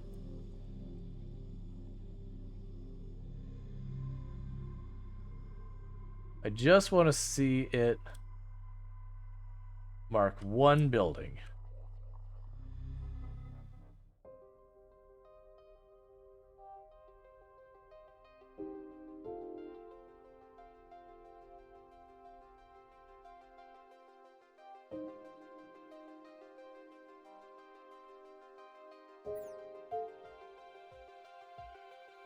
I don't really understand.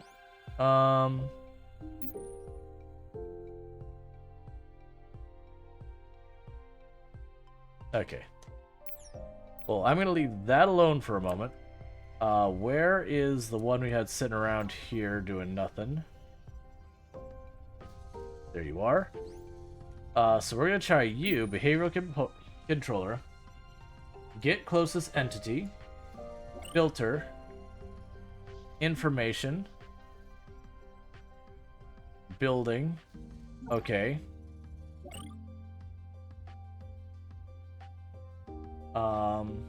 It'll choose move.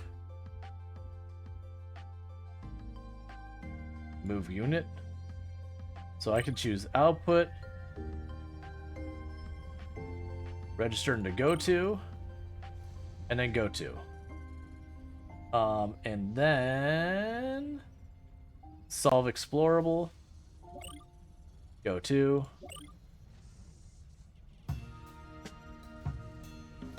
Let's see. I don't know what missing is. I assume that's right to variable A. Okay,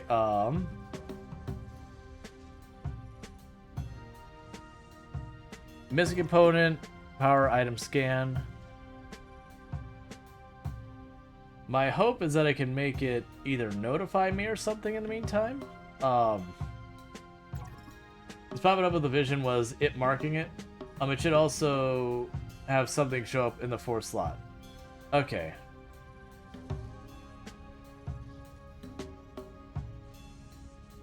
Pick up item, variable A. Is there a start over flow?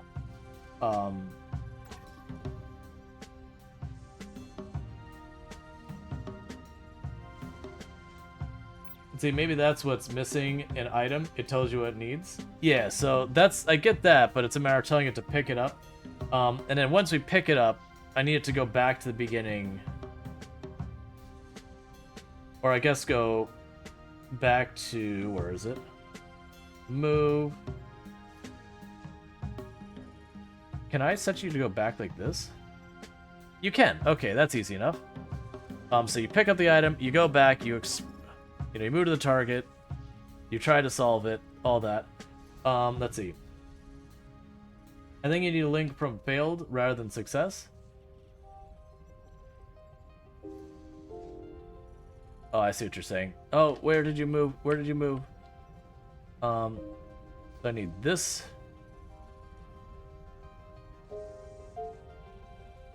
There we go. And if success, you should be able to like grab item nearest. Where's grab item nearest? Because if success, I want to grab the items out of the thing and then go back. Press unpackage all. Pick up item. It's fine, we'll fix it in a moment. Pick up items. That's not how I want that. We'll do pick up items here. From source of being the go-to, and then drop off items, destination, your bin, and then I assume when the program's completed there, it'll just stop. Because I'm not seeing a thing that says like start over program. So my assumption is you get to this spot and it goes, okay, like there's nothing here. Oh, you know what we do is we go like this. We drop off our items and you go all the way back here. I understand. Confirm. Let's see what happens. Let's follow our little friend. It went to the nearest building. That checks out. I want the nearest ruin.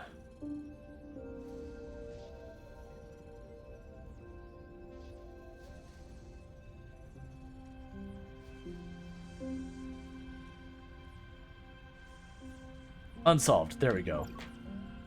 And go, little buddy. Run your program.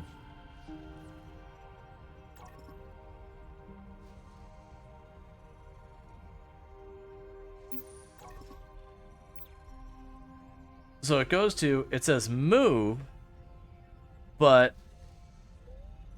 it's cycling through. Let's try moving you away real fast and see what happens.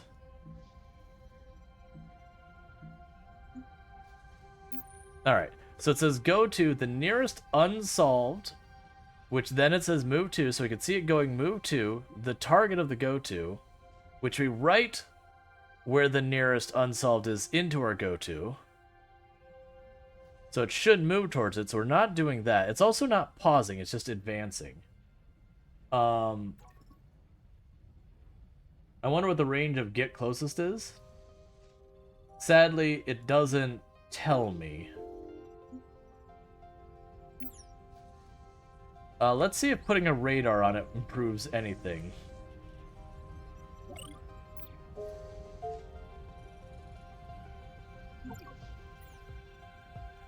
And meanwhile, you're all doing your thing. Grab you and plunk you down. We're kind of pushing our power right to the limit, so let's go ahead and expand that.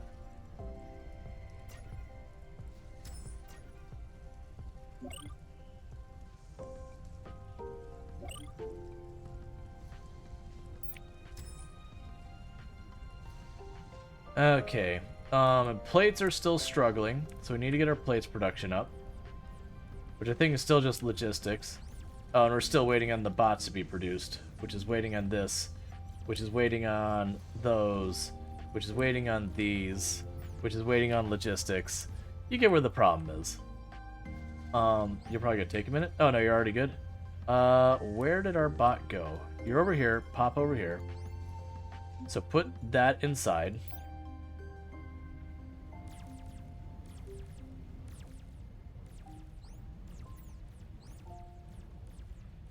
I want you over here. Okay. Information. Unsolved. Okay. Now try. It doesn't change anything. Component radar.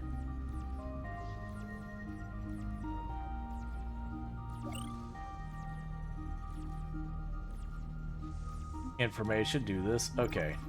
Result. Go to. So that says get closest entity. Try taking that out of the mix. Hey! That's the problem. Without the radar, it doesn't know how to do stuff that well. Alright.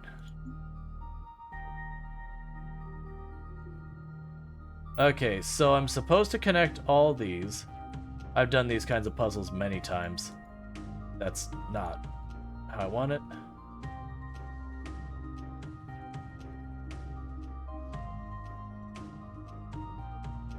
I'm confused by this. There we go. That's what's going on. It's that one having a dot in the middle. So grab that. Cool. Alright. So we're getting there. So now I've got stuff in my inventory. Or at least I had stuff in my inventory. Oh, you added the signal radar. So you're supposed to go back and grab the thing. So let's see. So you try to solve it. If you fail, you set your variable to A. So, okay, I understand. So what we need to do now is, if we have that, we need to...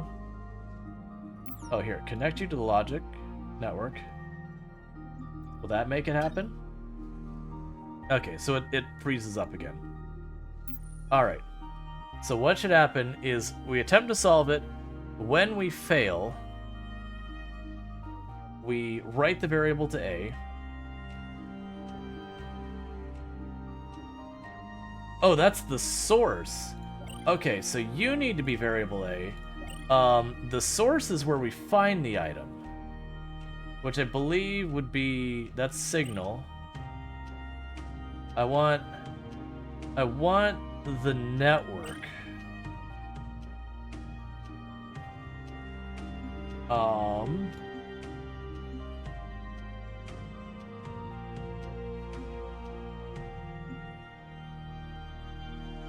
Yeah, I want to go check our network. Connect units from logic network. Let's see. Get closest entity that matches filter. Can I set that to materials we want? We have item inventory, but we only have a couple of options.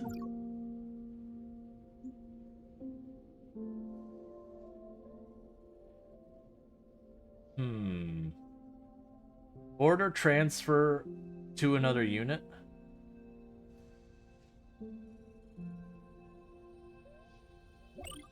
Target.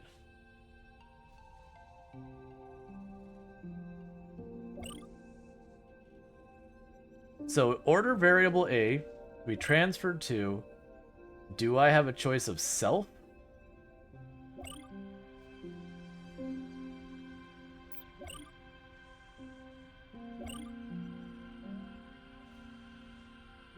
I can order transfer to the box that we're storing our stuff in. So put A in the box that we're storing stuff in. We could then tell our bot to... Where are you? Wait, get self? Gets a value... Oh, that we don't care about. Where was move? Move unit to target where we connect. Pick up item. From there, we get the amount, and then we go back. There's going to be potential problems with that. Let's see. Could request the item. It seems like dubious, though. Go back to base request. Well, that's what I'm thinking. I'm thinking we're ordering a transfer of the item we want to our storage box. Then we go to the storage box. We grab from the storage box the item we want. We reset back to... Actually, so that's the fail condition? Yeah, that's the fail condition. So we want to reset this to go back to moving to the target. So that attempts to explore it, and then on success. Okay, we'll try that. Alright, little buddy, you can do it. So radar finds the nearest, scans it, move unit. I don't know what it's doing right now.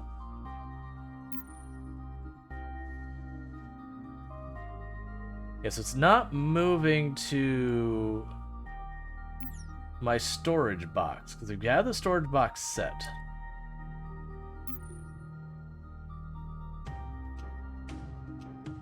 So it reads from register the storage box.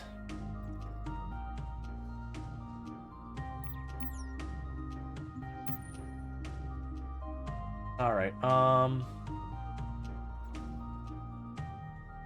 did they put the item in the storage box, though? Let's check here. So it did request the plate. Oh, never mind. I locked that in earlier. Unfix. I don't actually know why that's there.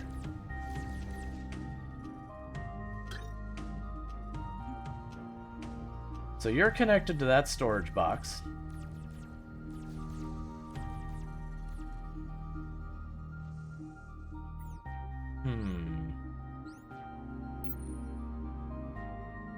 Because my assumption of what would have happened here is we would have failed. We would have put the item we're looking for in the filter.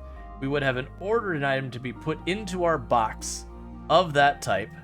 Then we would have gone over here and, you know, moved to the box, collected the item, loop back, moving to the solvable puzzle. You get the whole idea. Reads the first item. Transfer item to another unit, so that's probably just the wrong command. Request item would be dangerous because we'll just have stuff run out of thing. We could move to our storage box, which would bring stuff to us. Then we can request the item of the data type.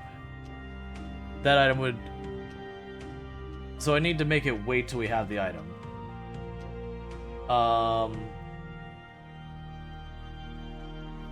Where is check for item?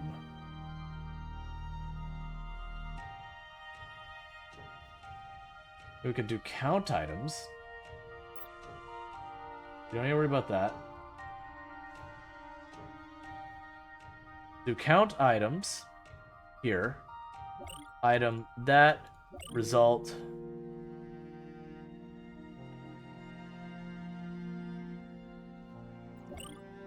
I want, so not count. I basically want to say is, do I have it? If I have it, go.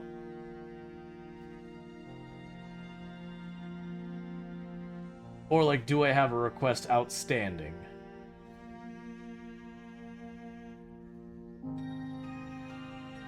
So don't worry about that. Don't worry about the minor. Flow, jump, label, break. So that's the break out of the loop.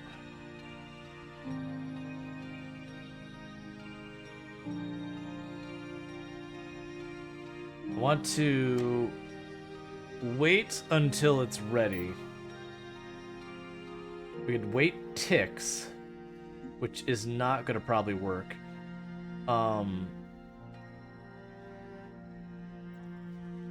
Because what I want to do is I want to check our own inventory. If I check our own inventory, let's see, I wonder what item there does.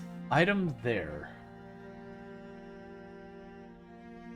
Oh, here, we can go. Item. Hey, come on. Item. Pick up first item, request item, compare item, have item. Perfect. So request item, have item, A. So if you have the item, we get rid of this. If you have the item,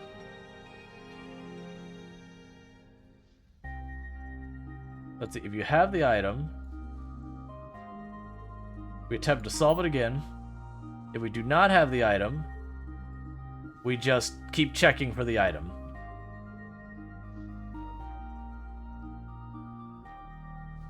Like, we don't want to break out because we're still waiting on it.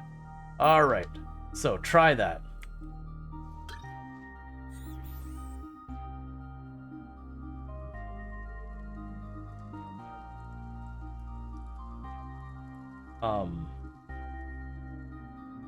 So you didn't move. Did you actually request the item? It doesn't look like you requested the item.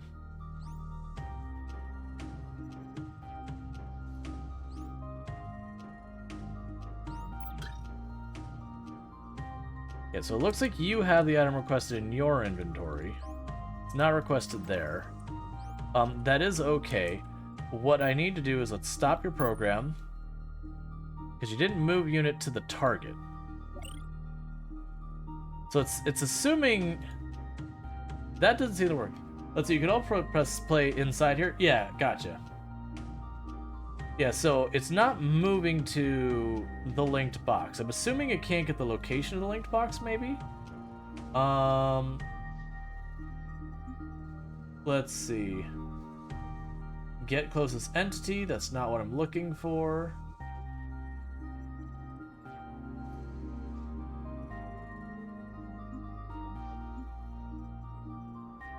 Does move unit not overwrite go register?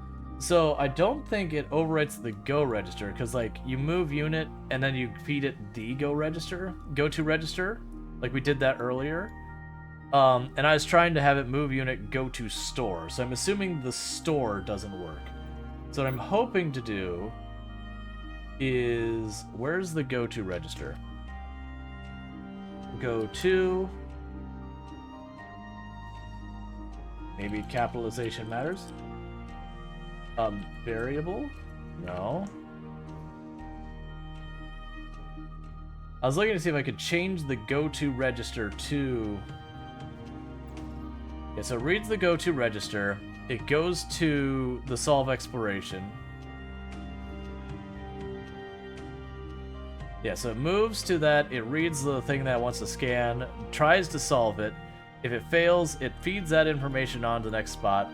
Otherwise, it picks up the item from the go-to register and then should return it home, which I'm guessing that's not going to work. It's how I get it to go back home.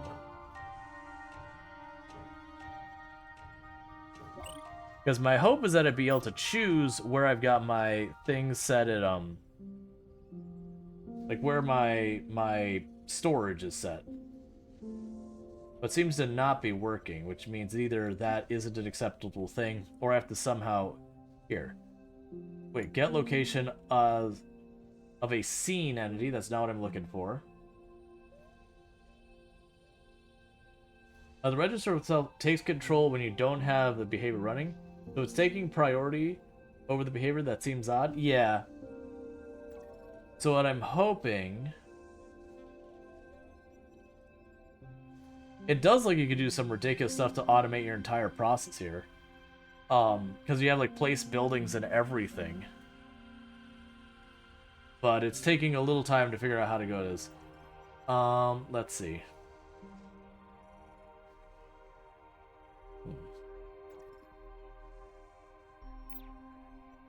That's the problem, is getting it to go home.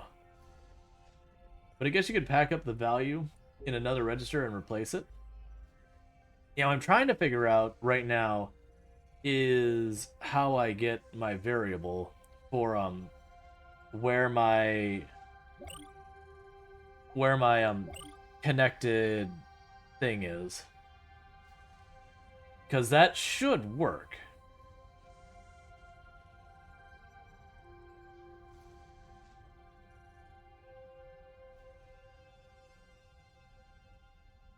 Here, let's put a weight here. So weight ticks. Put 100, because I have no idea how long a tick is in this game. So radar. So it's moved unit, and it's now waiting.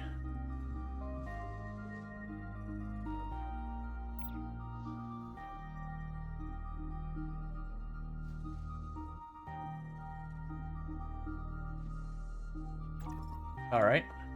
One thing is I'm going to just manually take control of this for a moment to drop off that.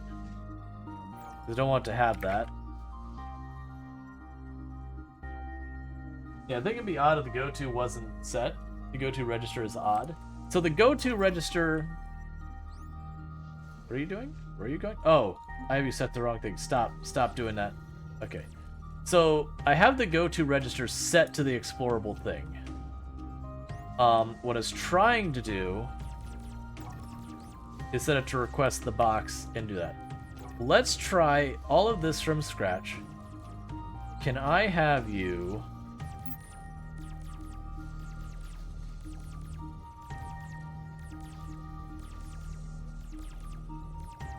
Let's see.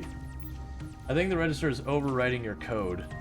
That's the thing here. So this isn't doing anything. So, like, the way I'm reading at this is we move to this location. That's the location we're moving to. We're not detecting where we're going. So we go detect where's the nearest unsolved object. Cool. Store that into the go-to register. So you're saying we instead could put in variable B. Make that variable B.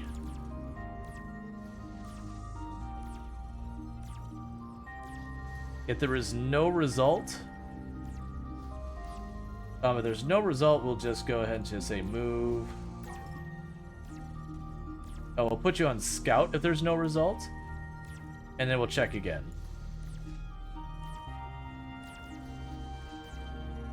But if there is a result, we grab B, we move to B. We solve B. If we don't have anything, if we're missing something, we go to A. So this is the catch is... I need to be able to go and figure out where the, how to tell it to go back here. That's the big issue. Is I need that. We can try go-to register on that. So we've got that set as a go-to register. So I'll try that and just see what happens. We'll pick up items from B and we'll take them to the go-to register. Let's just see what happens. You can set the parameter. You can set a parameter at the top of the editor. Oh, interesting. Oh, okay.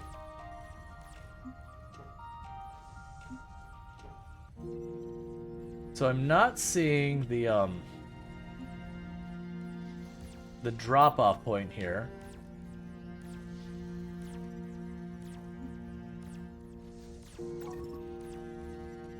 But I could choose...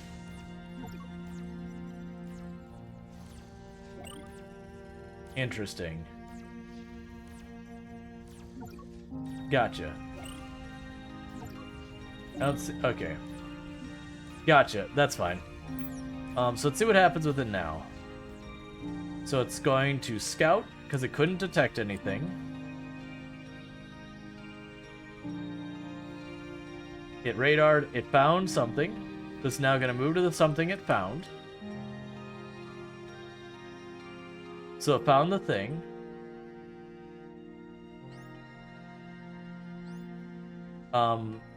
It's now going home for something.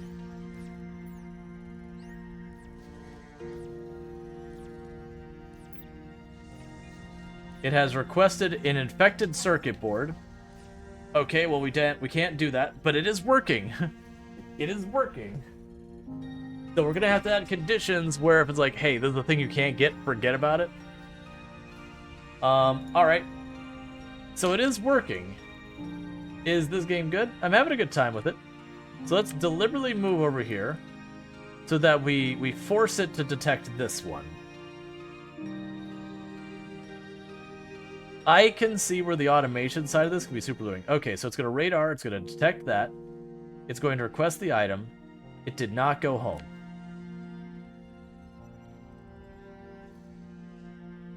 So it has the go-to.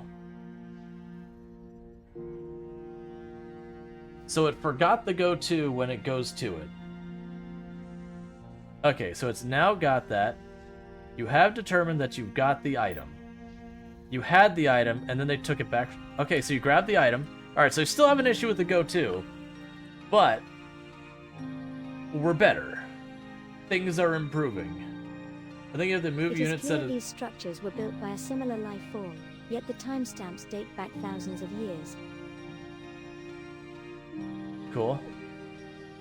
Alright, so we got a couple of problems with it still. So that timing, okay. So it's not successfully grabbing the items out. So when we went to pick up the items from the source, that step has an issue.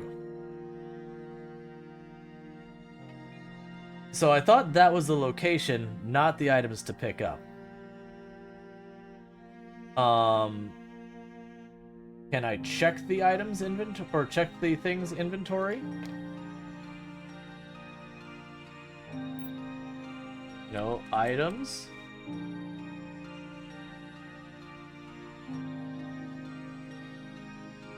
Let's see, first item of your inventory, which is interesting that didn't show up. Pick up items, count items, compare items, have items, check space for item, get space for item. Yes, that's the thing that's becoming a little bit of a trick, is just figuring out what commands do what things. Like, you'll go, this is the thing I want to do. How do thing.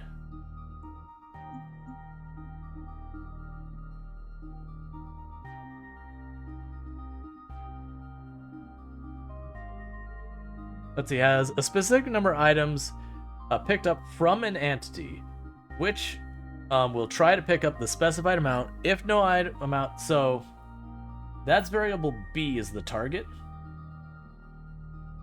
Okay. Yeah, so variable B is the target.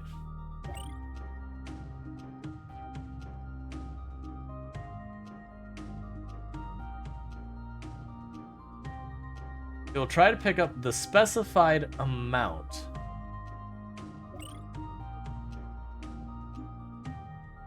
Two. Because there's 2 items been in all the rewards so far. That's the logic I'm going with. There's been 2 items in all the boxes so far. Fragile programming, here we go. Hey, Perry, how's it going?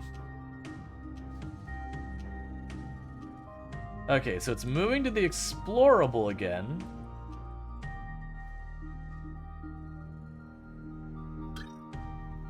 You attempted to complete it. You've got that.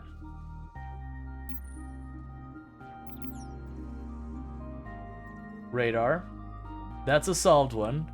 Okay, so let's see what happened. You move on to the next building. It's looking for an infected circuit board, so you'll never complete it. You also didn't go home, because your go-to got cleared. Alright, so that's what we need to solve with this one. So we were trying to be clever with the go-to thing, to have it go back to the go-to. What I want to do, let's go all the way over here. Let's see, do you know how to start the alien tech? I have the ability to research the thing. If you set the move to Storge, does that work? That's what I'm trying to do, is I tried to manually set this to go-to, but it cleared the register when it arrived. So my hope about what we'll do here is that I'll be able to do something like this, which is the find nearest.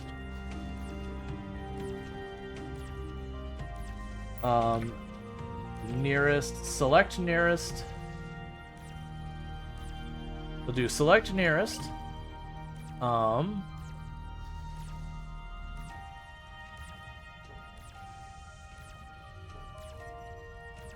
Nearest is equal, nearer, that's not what I'm looking for.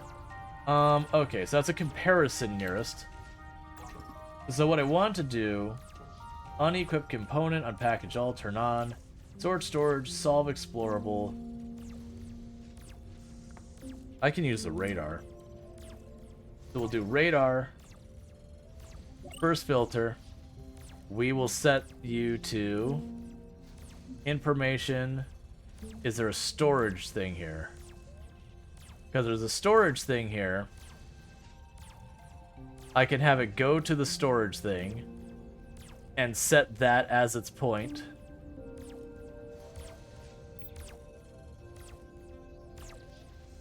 Will unit work?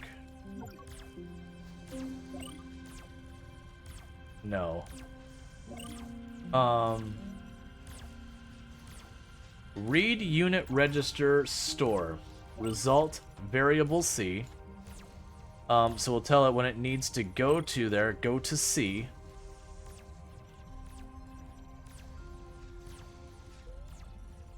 Drop off items, go to C. Alright. We now have our fundamental material technology, but to fully repair our ship we will have to pursue even more sophisticated materials. Research advanced materials. Alright, so now we got the Gateway technology has thing. opened up an array of potential research avenues. I recommend constructing a re-simulator. Its ability to manipulate data on a simulation level allows for the creation and enhancement of technologies comparable to our ship, which are essential for our repairs. Okay, you can't start the alien tech or get the aliens exploration. Yeah, so I'm only a couple hours in. Be mindful that the so I don't know. functionality may yield unpredictable outcomes, leading to interesting discoveries through experimentation. Be advised, increased production capabilities may be required due to the re-simulator's resource demands. Alright, so what we can do, we have advanced. We also have blight research.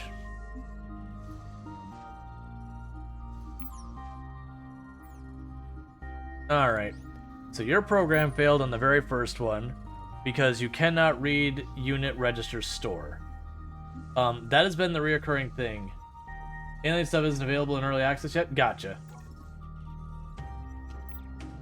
That's the one thing I'm going, like, trying to find. Get first locked ID. So add parameter. Unit types. Do that. So that's going to be a storage saying it wants unit types, not targeting one. That's what I'm trying to figure out, is how to target one.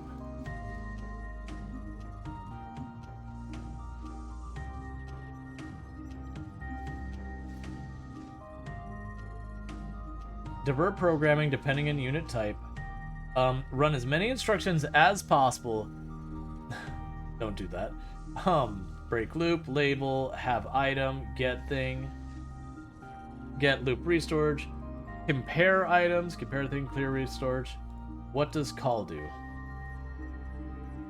Call subroutine. Oh no. That is going to be thing that gets you in trouble. Those are methods, that's what that is. So you can have... I feel like you could do some ridiculous stuff. Get location of a scene entity. That'll work. Scene entity. That thing. Coordinates. C. Alright. Let's try that. Check. Get location. Radar. Okay. It is going. Let's look at the program. I wish I could potentially see what we've got. Solve exploration. So it's now moving back. Because it's going to want to get those infected circuit boards. You can get the alien tech, but the alien bots that you can build are certainly in there. I don't know. Yeah, so this one's failing because it cannot get the infected circuit board. So I think our program's working now, at least to a certain degree. Oh, you need... What do you need to go? Blight research. Oh, I need to build a building for that. Yeah, so we'll go ahead and advance, take that off. All of that is beyond what we can handle. Alright, so we need to make the refinery. That's what we need to make. So forget all that. We need to add into our production chain refineries and all that kind of stuff. So let's go here, medium. That's the wrong button because...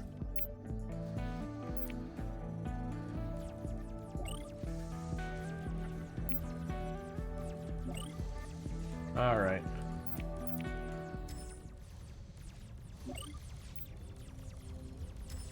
Alright. Oh, you mean the bugs? Okay. So, let's go here. Grab you. Shove you on that port. Grab you. Shove you here.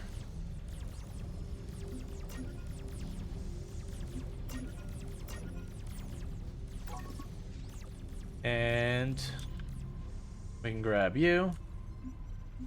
Shove you over there. And production. Refinery.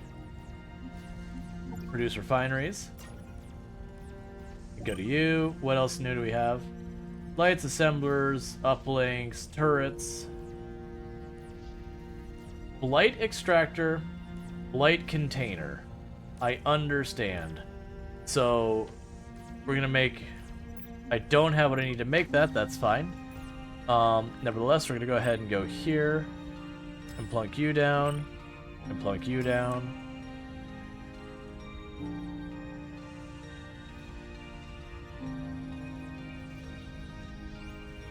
Grab you and plunk you down. And you. You finally got one of those in order. So mining-wise, you're in good order, so just connect to the grid, help out. And connect to the grid, help out. Connect to the grid, help out. Why are you not doing anything?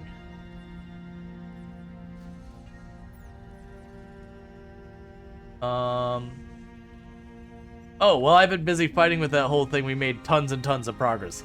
I understand. The reason nothing's connected to the grid and getting anywhere is because we've already got that in good shape. Okay.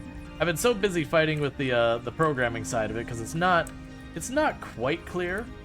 I do see the danger and the fun of it, though, because they're going to let you do some ridiculous nonsense with the programming. Like, you're going to be able to write on, like, full-on code, which is exciting and terrifying at the same time. I'm going to go ahead and make our mall over here. Is there anything else I want you making right now?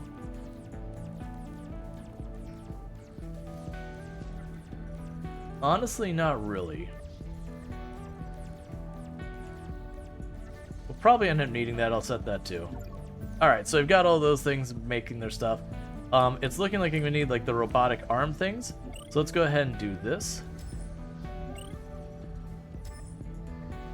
And we're just going to plan for even more expansion being necessary.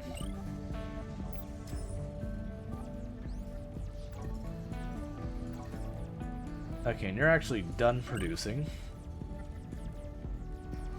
I'm gonna set you to frames. Give me one moment.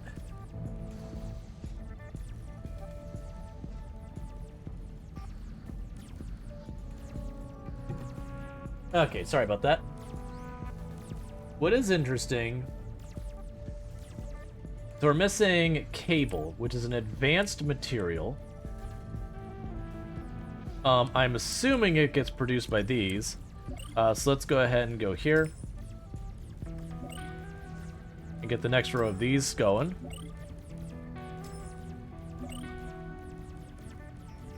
Alright, we'll wait on that. Alright, so these ones, I was going to grab the arms, which are being produced somewhere. There you are. And plunk you down here. And you down there. Grab the solar, we'll plunk you down here as well. We'll grab the wind. Plunk you up here. Let's see, PS, your roads only a thickness of 1 quickly makes it too narrow. Yeah, no, I figured that. Like, I made a comment earlier that's like, this is the where I decided, it's like, okay, I can see where there's going to be a problem where bots are going to get each in our way. The only good news is I did put gaps constantly between them, versus if I had all of this, like, in one giant line, it would be exponentially worse. But yeah, it's going to be a pain point. I've come to accept this. I'm going with the, it's not hurting me yet. When it does, I'll deal with it. Alright, so I'm hoping advanced materials here. So we do not have the advanced materials here. So for right now, that's just going to sit there idle. Meanwhile, did I have you producing refinery? Is that what's going on here? I forgot what we're even doing with that. So we do have what we need for refineries. I'm going to plan on having, like, make 4 of them. And the reason I'm going to choose to make 4 of them... No, wait, don't do that. We already have that happening. That's happening up here. So grab the refinery and plunk it down there.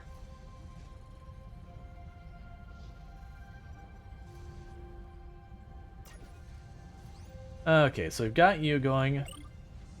So we can make blight bars. All this. So for right now, we'll have you make cable. We get another one going of these. Oh, hey, I need to... Oh, yeah, you're already set to infinite. Alright. We'll get one of those going. How are you doing over here? I'm probably going to need another one of you producing those. Yeah, let's expand here. Alright, so we'll go like this. And this. We can get 2 more robotic arms here. Wait, actually, I already have 2 more robotic arms that aren't doing anything. Make you. Make you. Did we have one making the data chips? Yes, we do.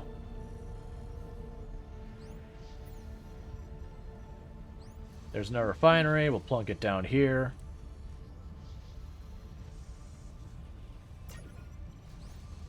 And we'll go here, have you also making this. Because I'm going to go ahead and double up a lot of these right now. I'm sure we're going to need tons of them over time. Power, we're going to need to keep boosting that up. Hey, Jerifon, how's it going? There's the next one. That can get us the crystal stuff we're missing.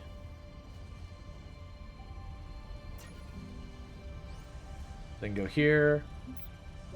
Start making the crystals. We don't have anyone mining the blight stuff yet. So it looks like I need to take corrective action on that. You're doing your thing. I'm going to have to make another robotic arm that's available for me to just do what I need to do with it. So let's go ahead and we'll put our robot production up here.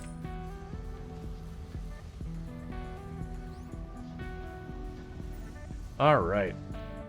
Yeah, so you can see we got a little bit of traffic jam going down here. Alright, we're also about to see if they are smart enough to pursue the next closest door. Surprised you didn't play most of the games I play? Yeah, I play a whole variety of games. Just a whole bunch. Like, most of them kind of work together, like Simulation Tycoon, City Builder, Settlement Builder, all that kind of stuff. Some of the games I play do fall outside the category enough that it's kind of tough sometimes. Like Path of Exile, I've been really enjoying the League so far, but that's when I can only get away with streaming a couple of days before it starts just really killing my numbers. And it's not that it's a bad game or anything, it's a classic, you know, you have to keep in mind your audience kind of thing. Alright. Hope you don't burn brain with the program this game. I have over 15 years in software development. Like, that's one of the things when I went in there and it was like, you know, routine, I'm like, what? And he clicks like, oh god, there's methods here. So most of what I'm fighting with is they have functions, but they don't really, they're not clear what the function does. It'll be like, I want a function that does this, and then, you know, you're trying to like go through and finding it. That's been the pain point for me, is just, it's like dealing with an API that has no documentation. Like, once you figure out what's where and all that, it's not so bad. But, that step of going, okay, here's the thing I want to do. What the heck method do you need me to call to make it happen?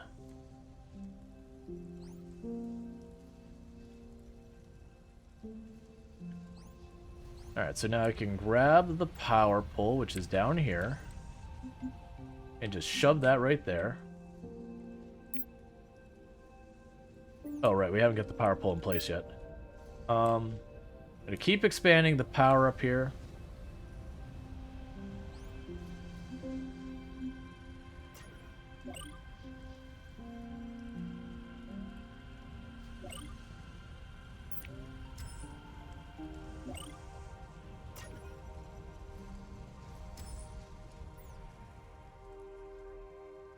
Try and make sure that's up. The crystal chunks are getting obliterated. I need more reinforced plates being produced. We're okay on those.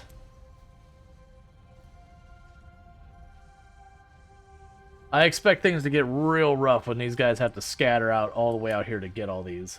That's where I'm expecting the next real big pain point to show up. Alright, so we're going to go over here to the edge of this power grid.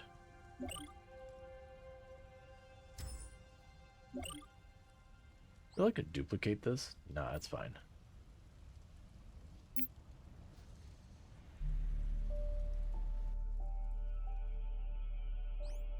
And you're still just exploring the whole map. You doing your thing.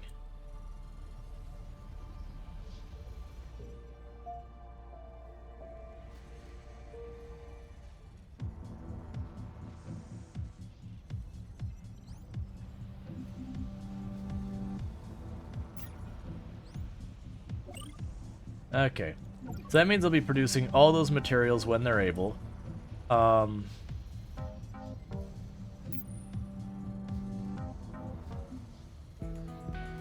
I see what's happening here. I've got a queue.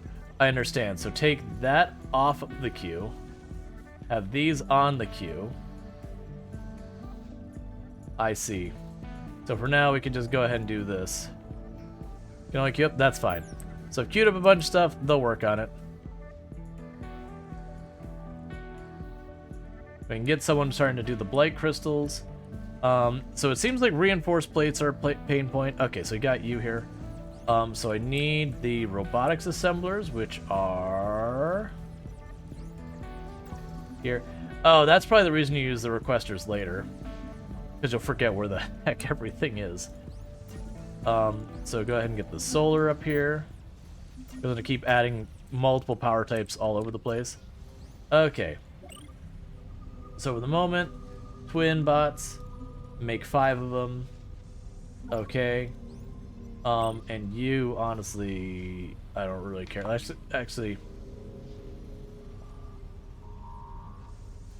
yeah, it's fine. All right, we can do that for right now. So we're not producing enough metal plates or wire or crystal or anything really. Yeah, so go ahead and make you plates.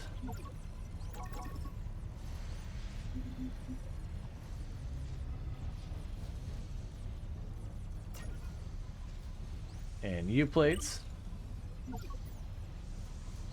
And the wire is waiting on plates. Alright. It's interesting that that's still showing... Okay. Weird. It was still showing 5 bots there. A visual, I see. So I could set what the visual appearance of the building is for my own preference. I understand.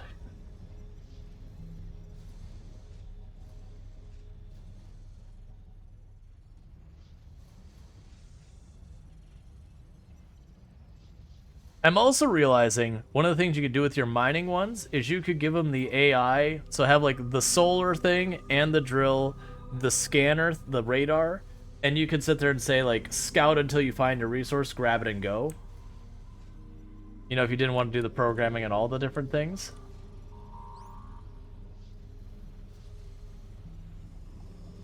Basically, you could either have them work together where like one tags the thing and everyone else goes to the tagged thing, or you can go the other way with it, where they just roam around randomly until they find the resource, they grab it, and they return. It is an interesting idea that all these robots could be running around with the solar thing on top of them, and no longer be beholden to the grid.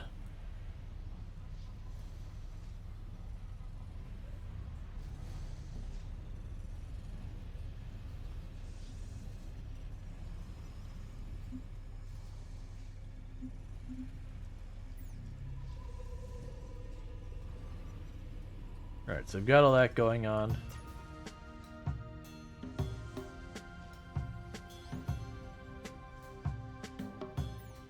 So what are you waiting on to make you happy? You need crystallized powder and wire. And the thing for crystallized powder sitting here needs crystallized chunks. And crystallized chunks we're not doing well on. I've got this thing going on, but you can see that we're barely hanging in there. Same laser mining tool. We only have the minor one. That's fine. There we go. We got you.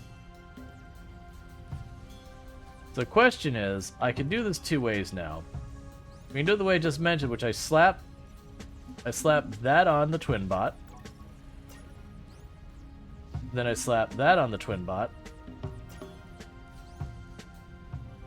Then we go over here, and we make a behavioral chip. And then we make a radar. Oh, here, I should probably take you and... we'll just chunk you up here.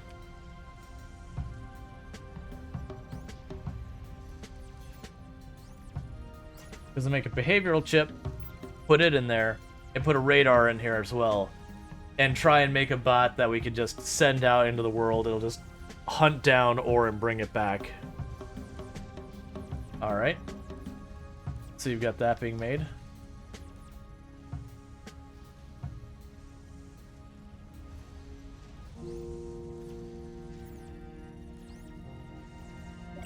And then we need a portable radar.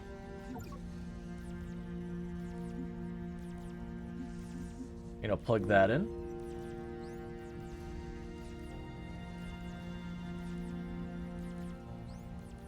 This also makes me curious, if you start doing like the gigafactories, like factorio-esk, I do wonder how bad you can hurt the performance of your computer on this. Because I do feel like that's one of those things that you're going to absolutely be able to overwhelm no matter what you've got in your box.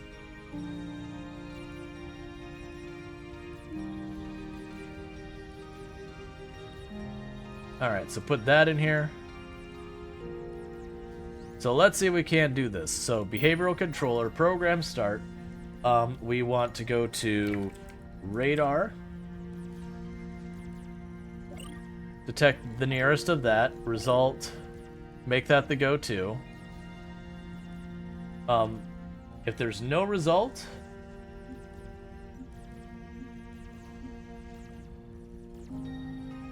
we go to scout.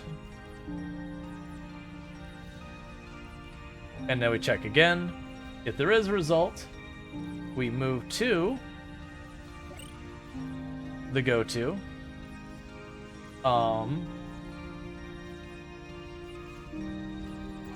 And then, let's see. There's going to be a thing for mining. So I want to do 2 things. We'll write that to A. because I'm going to need it more than once. We'll mine that. That's the execution mining is unable to be performed. Then we will go to scout. Execution path. If our inventory can't fit the resource in our inventory, that's always the thing that's causing us problems, is how I get it to go home. Move unit to target. Like it just... Alright. I have an idea. Get location of a scene entity. The connected box.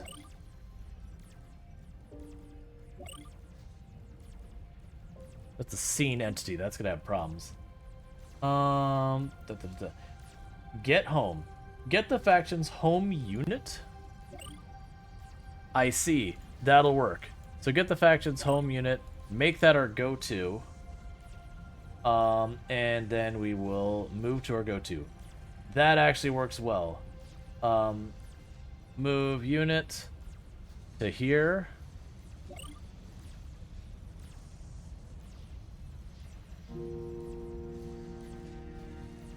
And then we need to add a condition to drop off items.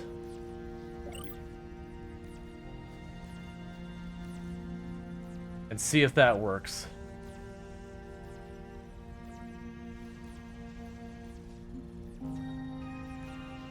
Okay, so let's check out our program and see what happens. You go, little buddy. So you're gonna move to a unit, you're gonna grab this crystal.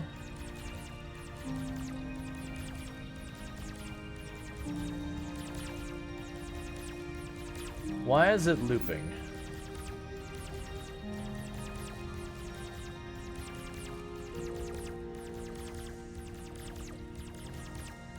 Oh, I see. I see. So it'll mine. There we go. That'll do it. So that way it'll stay mining till it's full. When it's full, it should go home. It should get home, go home, drop off the items, go look for more ore, and do all that stuff. Okay. And I assume there's a way to save this.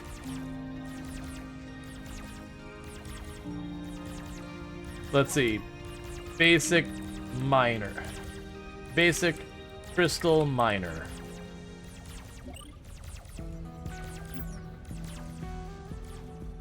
So it is a very, very dumb and naive version of crystal miner. Where did all of our... Oh, the ore is all gone, so all the others are now just reverting to being logistics robots. Okay, so with that in mind, you robot, you're no longer a logistics robot. Go over here. I'm gonna go ahead and connect you. I assume you'll still run your program? So go over here. So you're an assembler. Alright, so we need 2 more assemblers. So let's go right here. We're gonna get some real big trouble going on.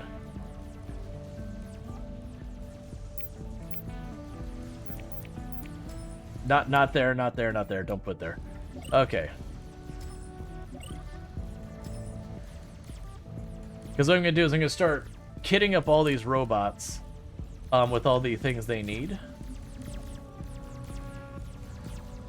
To just send them out as well. So you do both if I did those back to back? Yes, you will. Alright, so get over here. Hop in there. Grab you. And plunk you there. And grab you. And plunk you there.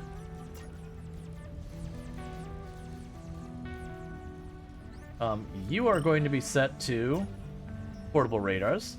And you are going to be set to behavioral controllers.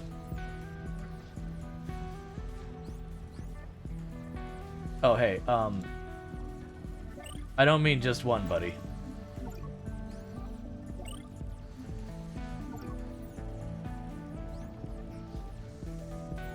And as soon as we get that, we'll start getting more and more of them just be like, you go get ore. You go get ore. So this is going to be a pain point in the short term because we got all like the regular worker bots just running logistics for right now. Yeah, because I don't think I could tell them to mine all the way out there, can I?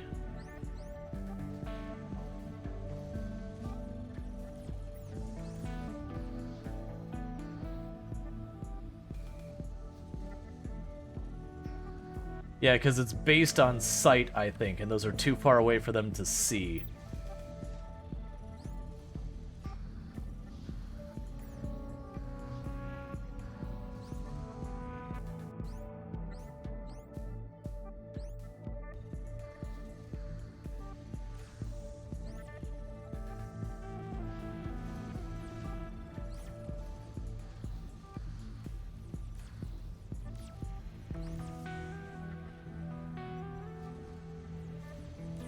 Alright, so that should help for now.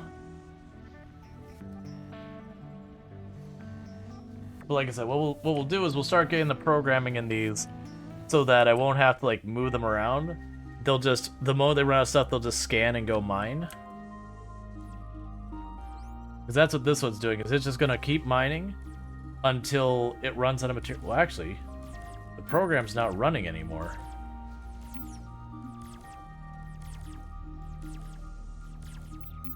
Yeah, so program's running, and it should just stay on that.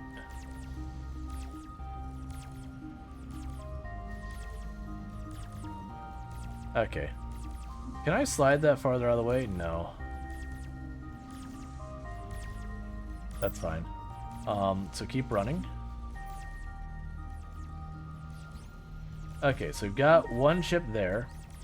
You're still waiting for materials. Because then what I should be able to do is immediately just pull the other program in here and just say go. I'm wondering if I can save the configuration of this and have it so it'll just like literally build the whole thing for me. Because I think it implies it can do that because we have these here. Here, let's actually grab this one. That when I go to build it, you have bot blueprints, prefab. So I'm wondering if we can save a prefab bot. Oh, in the meantime, you just get on the network.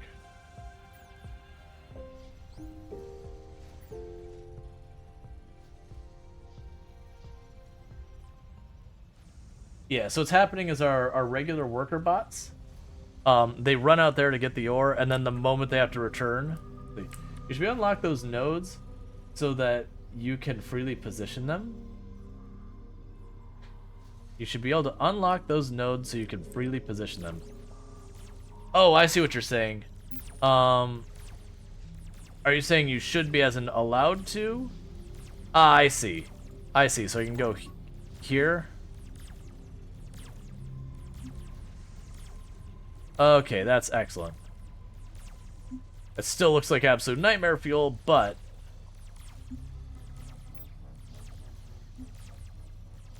it's fine.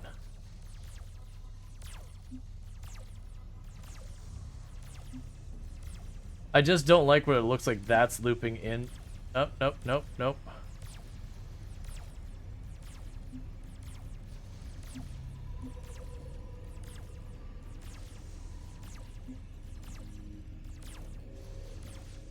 You know what?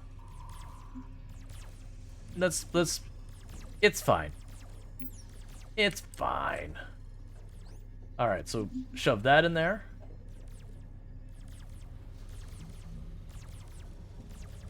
Okay, so behavioral, modify behavior. We will, where was I? We go here. Load. Okay. Play. You go, little buddy.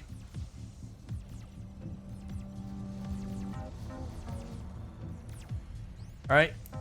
You are off the network. When you're on the network. So that keeps going. Yep, classic spaghetti programming.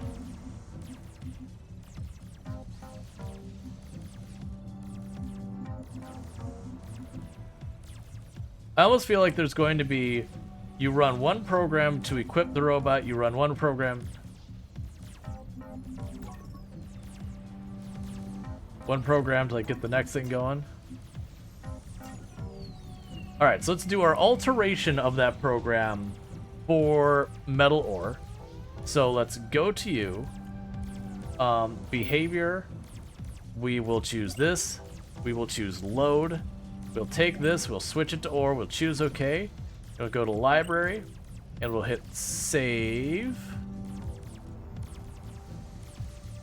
Oh, here we go. Let's see. Basic ore miner.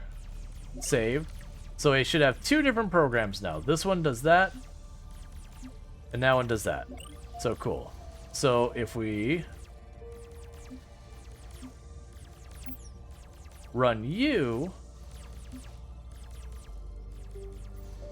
Wait a second. Was there a second place I had to choose? There. Okay, we almost had a major program error. So I've got that. So do that. Now save. Alright, I don't like that it doesn't... We'll have to make sure we hit the override instead of that, because you can have two applications with the same name. You're supposed to be basic ore miner.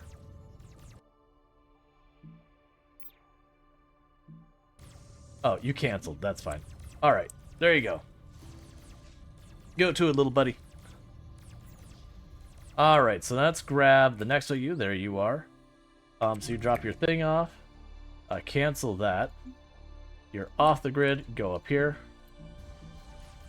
Oh, and you should be reconnected to the grid. There you go. Grab you. Grab you. Grab you. Grab you. Go up here. Behavioral controller. Do this. Load. Okay. Play. Alright. So we can make our miners smarter this way. This is not the efficient way. The more efficient way would have one that scouts out and says, I found ore, marks it, and then all the miners just use that information so they don't all need their own radars. But it also has all sorts of opportunity for things to go wrong. And so I'd rather just, you know, go whatever. Meanwhile, let's grab you, disconnect from your network, go over here. And I'm going to leave all the regular crap miners to, like the lower end bots, to deal with logistics for now. Since they can't be expanded out to the point I need to do this.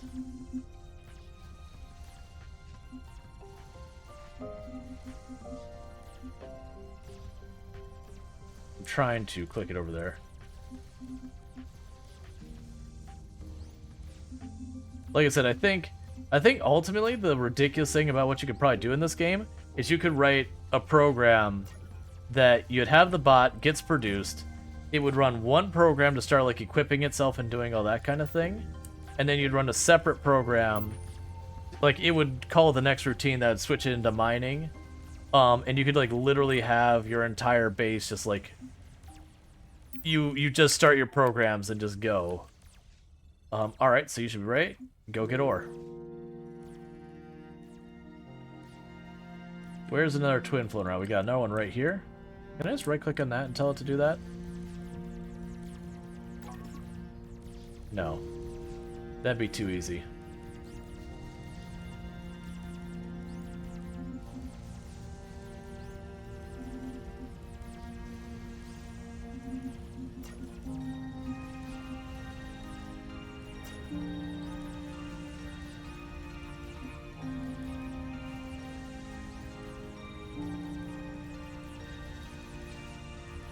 Alright, so you've got all your stuff. It looks like the regular ore is still the pain point. So behavior.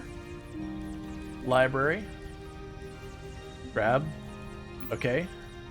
Play. Alright. That's also interesting because I can just continue to escalate, because you'll notice this one is smart enough to run over there and grab it versus these ones that only went to the place I told it. So with that, let's make bad decisions. Just keep making bots. Just keep making bots. Don't worry about it. It's fine.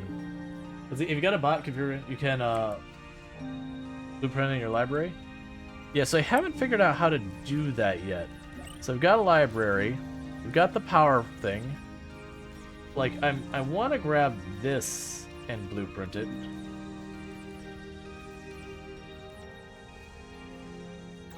Because, like, I see that.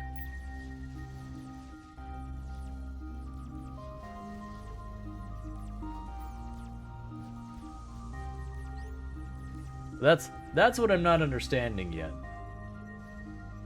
Well, let's see if this is actually working the whole way.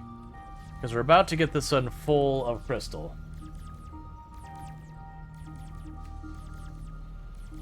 Because that's honestly the whole pain points I've run into the game. Is, you know what you want to do, it's how do you interact with the UI to accomplish it. Yeah, I'll do that in just a second. We'll just make sure that it's actually delivering like I think it is and not just waiting for someone to do a pickup.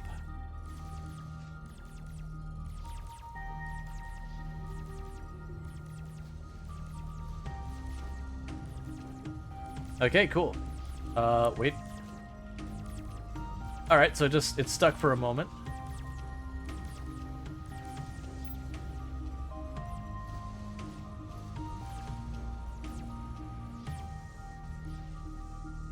That's not exactly what I was hoping for. I actually really don't know what you're doing right now. Where are you in your program? Oh! So it's getting to this point, it's moving and trying to drop off items. Drop off, do this, and it needs to be 80.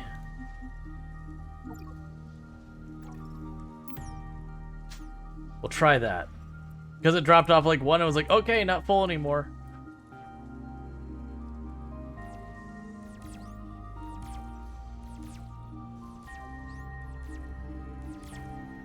And you are not running, so we'll go ahead and reset you.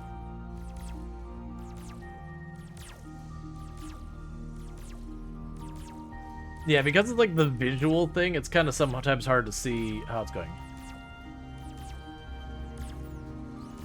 Alright, so you're moving, going home.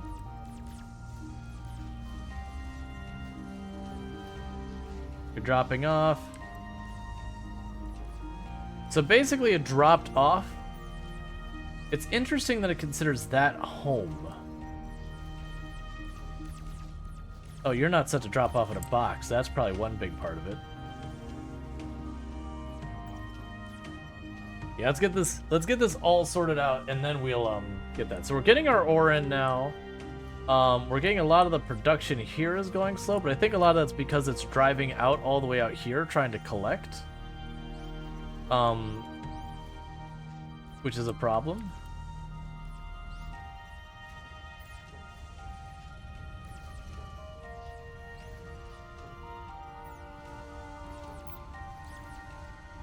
Okay. So try choosing the drop-off items. Oh, we have scouts who are actually collecting stuff out of their inventory. That's fine.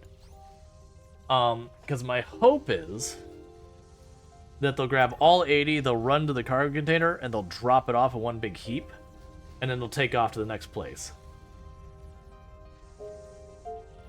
Which will probably end up needing a lot more storage to accommodate that.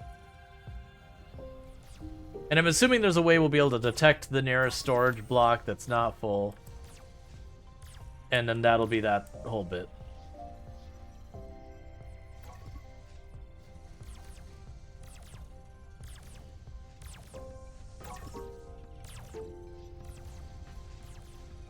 All right.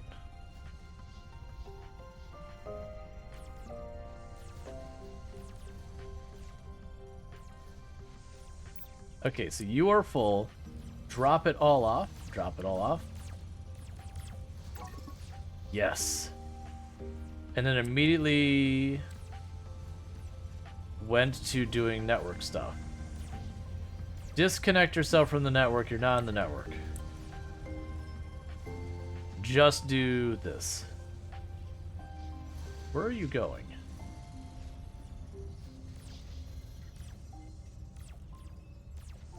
Oh, you are doing it. The animation's just not playing. Okay, so that seems to be one thing, is I need them to not be on the network while they're doing this. Okay, I can live with that. Cool. So you here, are you running? Let's go to your program, because you're the one up here that was mining that?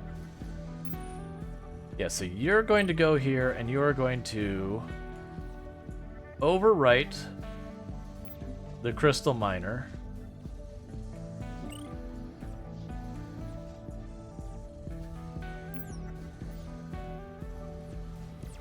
Alright. Which I assume those are all running that program now.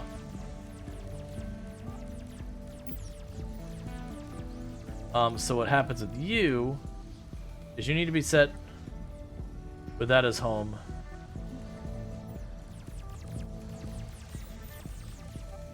World event approaching Blight Storm. Okay. I didn't know there was world events in there, but that does not sound like a good time. That sounds what is referred to as a bad time, Blight Storm. I can't think of many times in my life where someone said, "Ah, blight," and it was a positive experience. So all of you just get on the network because you're not doing anything. What are you doing? Oh, you're doing nothing because the storage is full. You know what? We're actually gonna change your storage then to that one.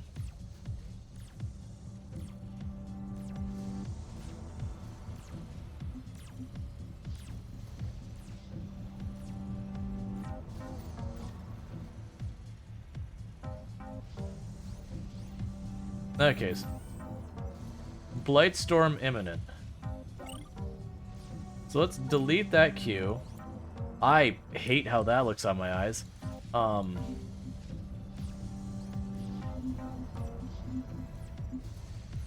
As far as I can tell, Blightstorm only is affecting me, the player. Making everything look terrible to look at.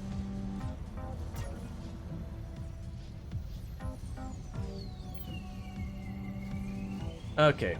We'll go to behavioral controller, library, load that. Okay. We will have your output box be here. All right. So, we will try the thing where we go library. So I have unnamed. We'll try basic or minor. I've hit enter. I don't know what that did. 'Cause that's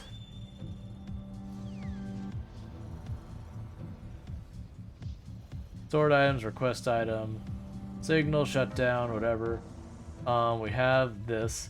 Because I looked at the one in the library, it doesn't have the materials on it like this. Copy the clipboard didn't do anything. There's create new. Oh, okay.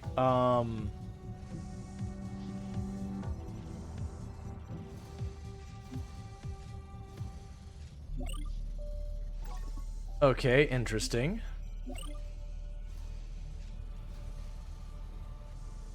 So, alright. So we have an unnamed one. Ah, here we go. Unnamed twin bot. Or minor.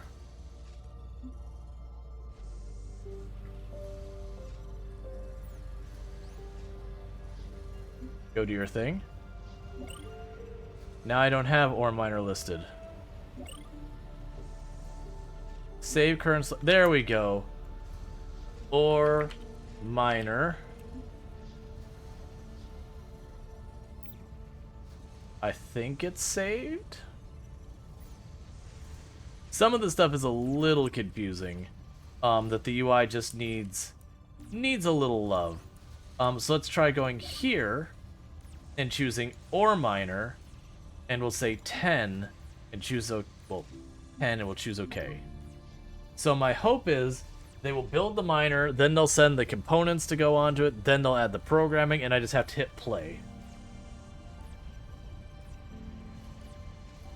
I think go to is where...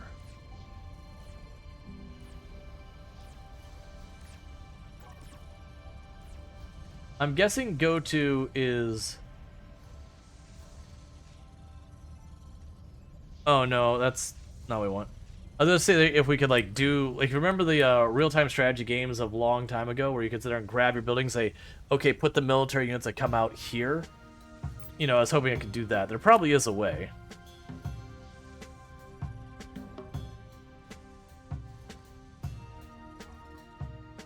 Alright. And our power seems to be more than fine. Way more than fine. So I'm also going to need a silica and sand situation. But the good news with a lot of these is if I produce these miners, the only difference between them and like the crystal miner and like doing one for silica and sand is literally just flip what's being scanned for in the programming.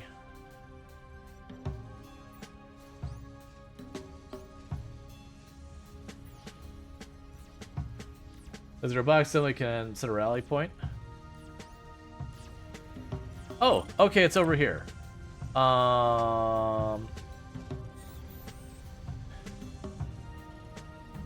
Blight Storm is approaching. I just want to click there.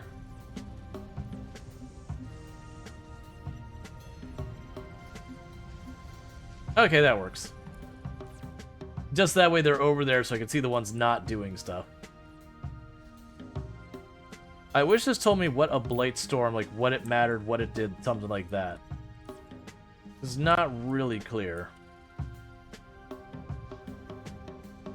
So we're getting our tech up, and right now what I'm doing is I'm trying to get our miners going, so we need to get the silica one up. And that's the reason I just went and just told it 10. Is I'm just going to sit there and as they pop out go, I need more silica, I need more this, I need more that. I need some to go for the Blight Crystal. So this box, well actually this box would be the Blight Crystal.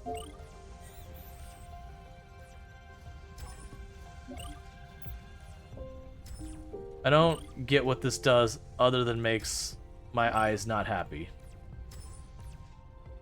Like that... Oh, it turns off my wind power. Okay. So it just interrupts my power for a second? That's pretty underwhelming, I guess.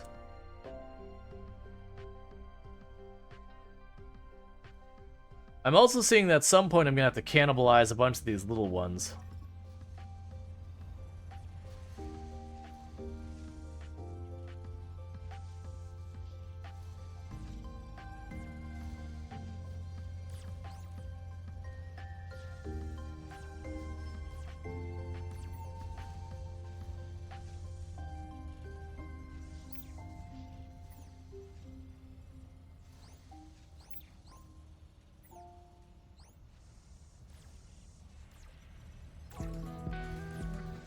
Okay, that's one thing we need to fix.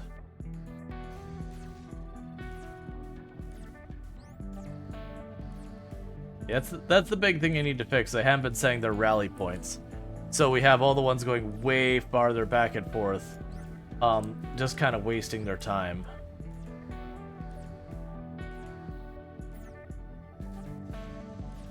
Whereas if I do it this way, they can grab stuff, feed it where it needs to go.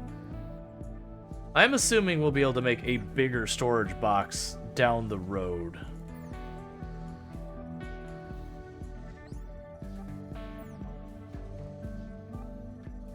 All right.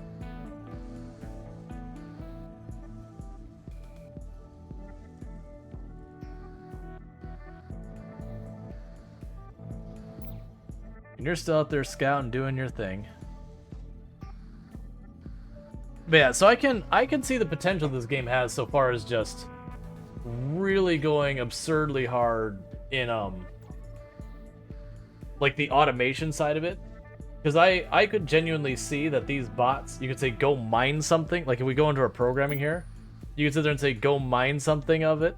And then when it drops off, it could do a quick check and say, okay, of the resources you have here, like or in storage, which one's in the worst place? Okay, go mine that one.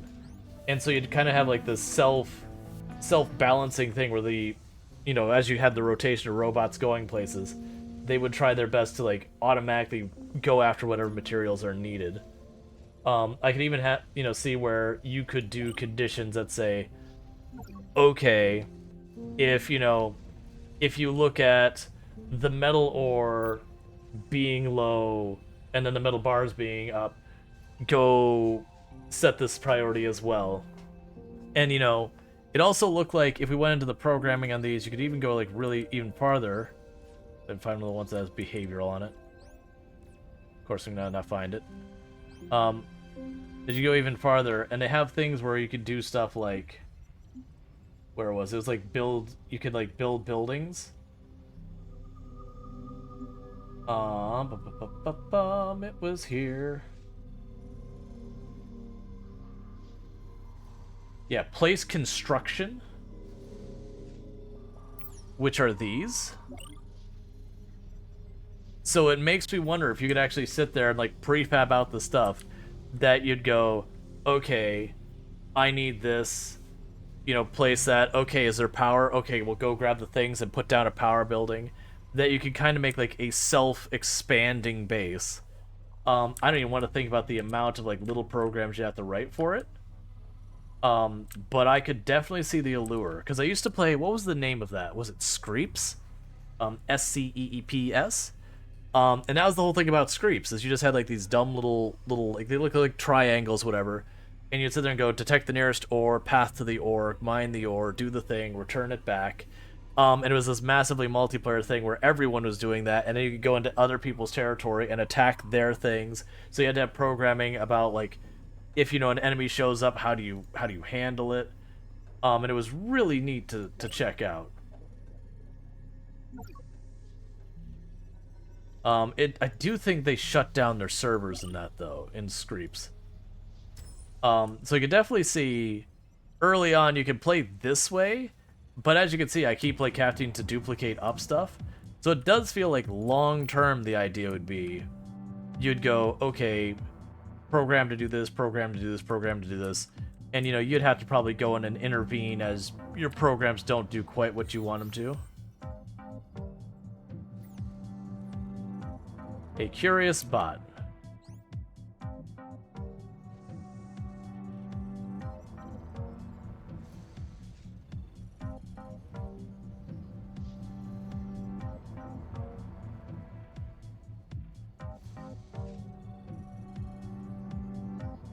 Okay, so we can't interact with it anyway.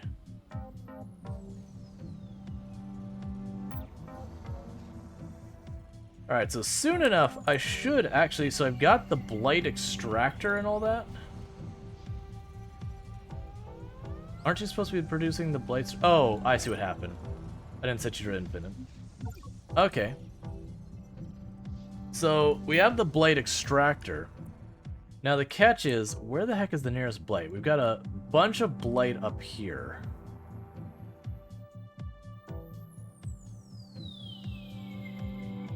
So I guess the idea would be you'd start another grid up here for the blight extractors and all that. Okay.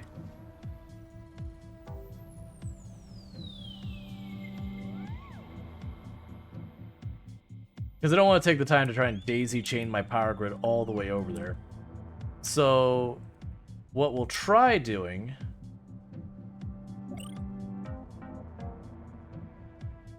I don't want to deal with that. I was gonna say, we could try sitting there going, filling up a unit with a bunch of stuff. It does feel like I should almost decommission all my worker bots. And then make at least the twin where I have the 2 ports, because then I can make each one of these robots self-powering, so I can just cut them loose from the entire network. And it just doesn't matter. They can just go do their thing. Alright, so you're just waiting on your behavioral thing. which is curious, because you don't have the storage for that. Does that mean this isn't possible at all? Gotcha. Okay, so that building won't be able to do that. Versus this one has 8 storage. That's why that building has value. Because I was sitting there asking her, I was like, but why would I use this?